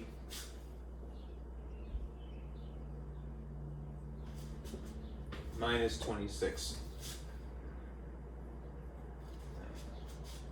Okay, so if I wrote this at least on the same tier here, I'm just going to drag this down a little bit. How many CBD things do I have at this stage? How many things written as angle CBD do I have written here? There's 2 of them, right? So they're like terms for all intents and purposes. I know they're ugly because they're incorporating 3 letters and an angle symbol, but there's 2 of them. Think of it as if this was X and that was X. 2 angle CBD minus 26 would equal 90. Right. I'm going to just put this over here for the sake of space. 2 angle CBD minus 26 is equal to 90. I now have the ideal situation to solve algebraically. If I'm, and this is the way it worked out, is that I'm going to solve for CBD first. I have to move 26 from here to here. How do I do that? Opposite operations, right? So I'm going to add 26, and I'm going to add 26, and there's a cancellation effect here. What's left over? What is technically this 2 angle CBD is equal to 90 plus 26. 611. So 116. Right? If I'm going to solve for the angle, I now have to move essentially its coefficients, right? It's 2 of these. So divide by 2 for the cancellation effect here, and divide by 2 here. And that means that the angle CBD is half of 116. So 5 with 1 left over is 58 degrees. Okay? So if in here and here it's 58 degrees, and the whole kit and caboodle is 90, you can now figure out what angle ABC would be. All right? So to borrow this incarnation of the formula here, all right, I will substitute 58 here.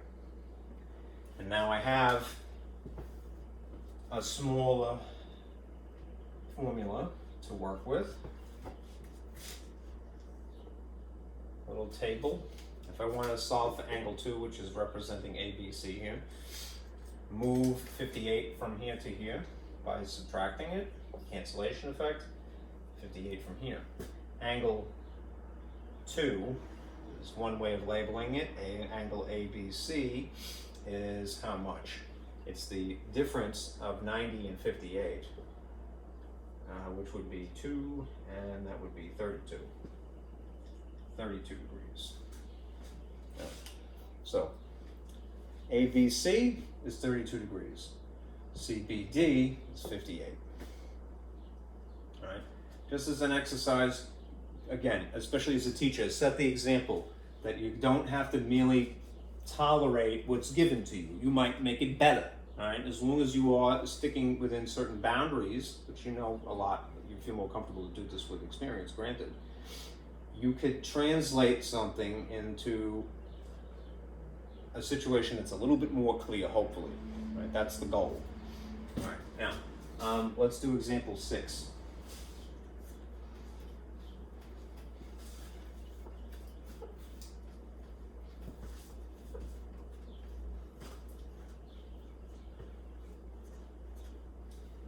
Time, we're over 2 hours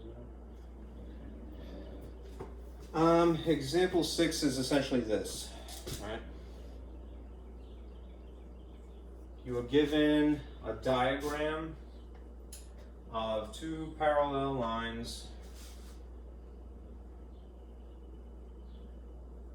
right? And they are cut by a transversal.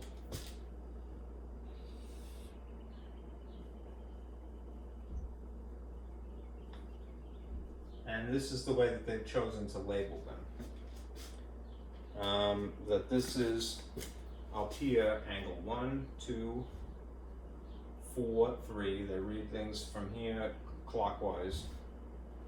And then continue here, 5, 6, 7, 8. All right, just beware, labeling vary, all right? Sometimes they write them 1, 2, 3, 4. You know, sometimes they do it in the way that I've done it. See here.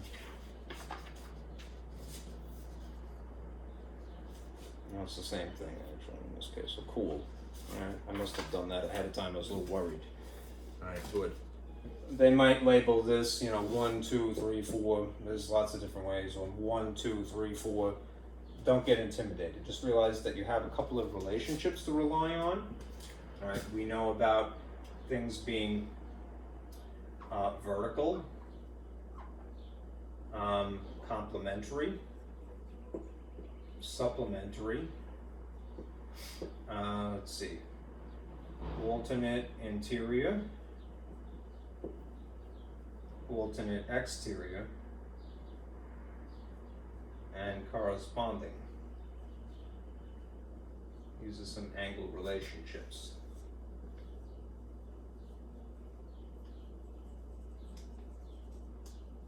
That are good to know.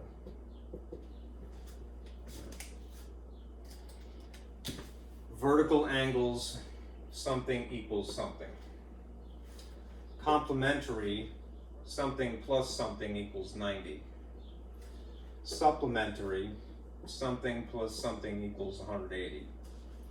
Alternate interior, something equals something, but under certain conditions. Alternate exterior, something equals something, but under certain conditions. Corresponding, something equals something, but under certain conditions. All right, what do they actually give you?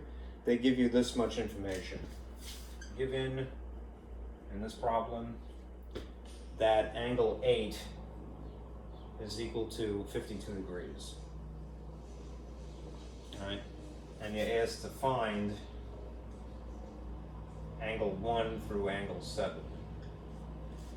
All right, and these are the tools in the toolbox that we have to get us there.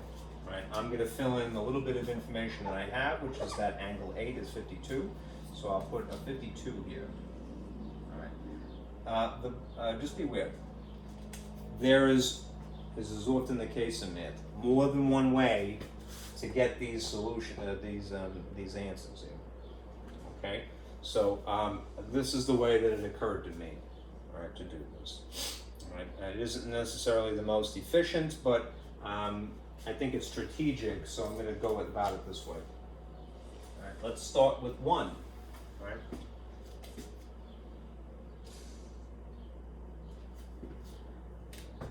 I'll make this in red. Okay. Angle 1, right, up here. You could work backwards from 7. Maybe that would be smarter. All right, we'll start backward from 7. All right, since we already know something that is adjacent to it. Angle 7 would have to be equal to 180 minus 52 degrees. All right, how come? Because these are supplementary. And if I'm solving for the missing angle, then this would be the relationship. 180 minus what is known, 52. The total minus what is known is the unknown. Right? And in which case, what would that be? 128 degrees. Okay? So this is 128 degrees. All right? Angle 6, you could figure out again a number of different ways, but it is across, notice these across lines, they are vertical angles, would have to be equal to angle 8, which is equal to 52 degrees. Right. This is angle 8,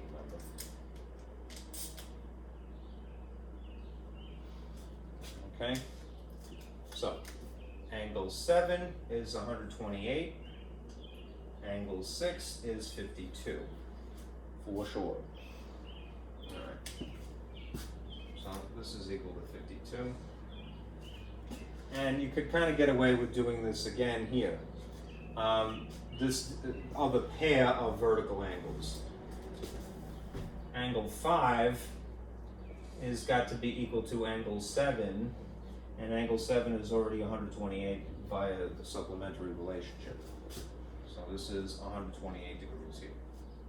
Okay, now what's going to happen is the other answers that follow, all right, after these 3 are just going to be either 128 or 52. It's just going to be the same numbers, all right, based upon different relationships. So let's go to angle 4 here. Right, because that's the next one sequentially, right? All right, what can you use to figure out angle 4? All right, well, you could use the alternate interior. They're on opposite sides, all right? Or you could use corresponding. This is one inside, one outside the parallel lines, and either way, you're going to get 52. This would have to be equal to angle 6, because again it's alternate interior. But it could also be equal to angle 8, right, which would be corresponding, if you're looking at it that way. It is nonetheless 52 either way. Right, so that's 52.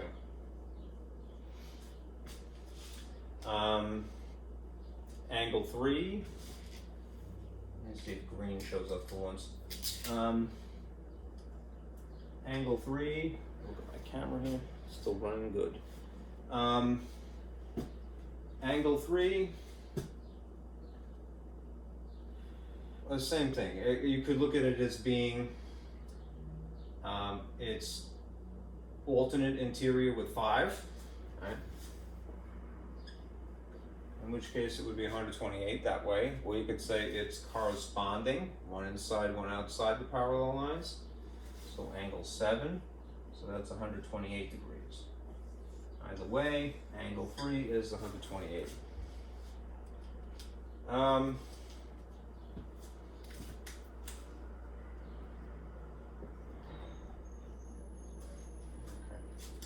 And after this point, you could borrow a couple of different things. If you're looking at angle 2, angle 2 is alternate exterior, if you'd like to go that route, with 8. Right? They're on opposite sides of the transversal. One is and they're both outside, so alternate exterior. All right. Or you could say that it's vertical with angle 4, if you'd like, anyhow, they're 52 degrees. You could say that it is 52 because it's supplementary with 3. And angle 1 is just, again, it would be 128 again. Angle 1 is alternate exterior with angle 7. Or you could say that it is a vertical angle with angle 3. Or you could say that it is a corresponding angle with angle 5, you know. There's lots of different choices. 128 degrees is what it is. Yeah. All right, so angle 1 is 128, angle 2 is 52, angle 3 is 128, angle 4 is 52 degrees, angle 5 is 128, angle 6 is 52, and angle 7 is 128. Okay? More than one way to do it. Okay. All right. I think that should definitely be enough for today.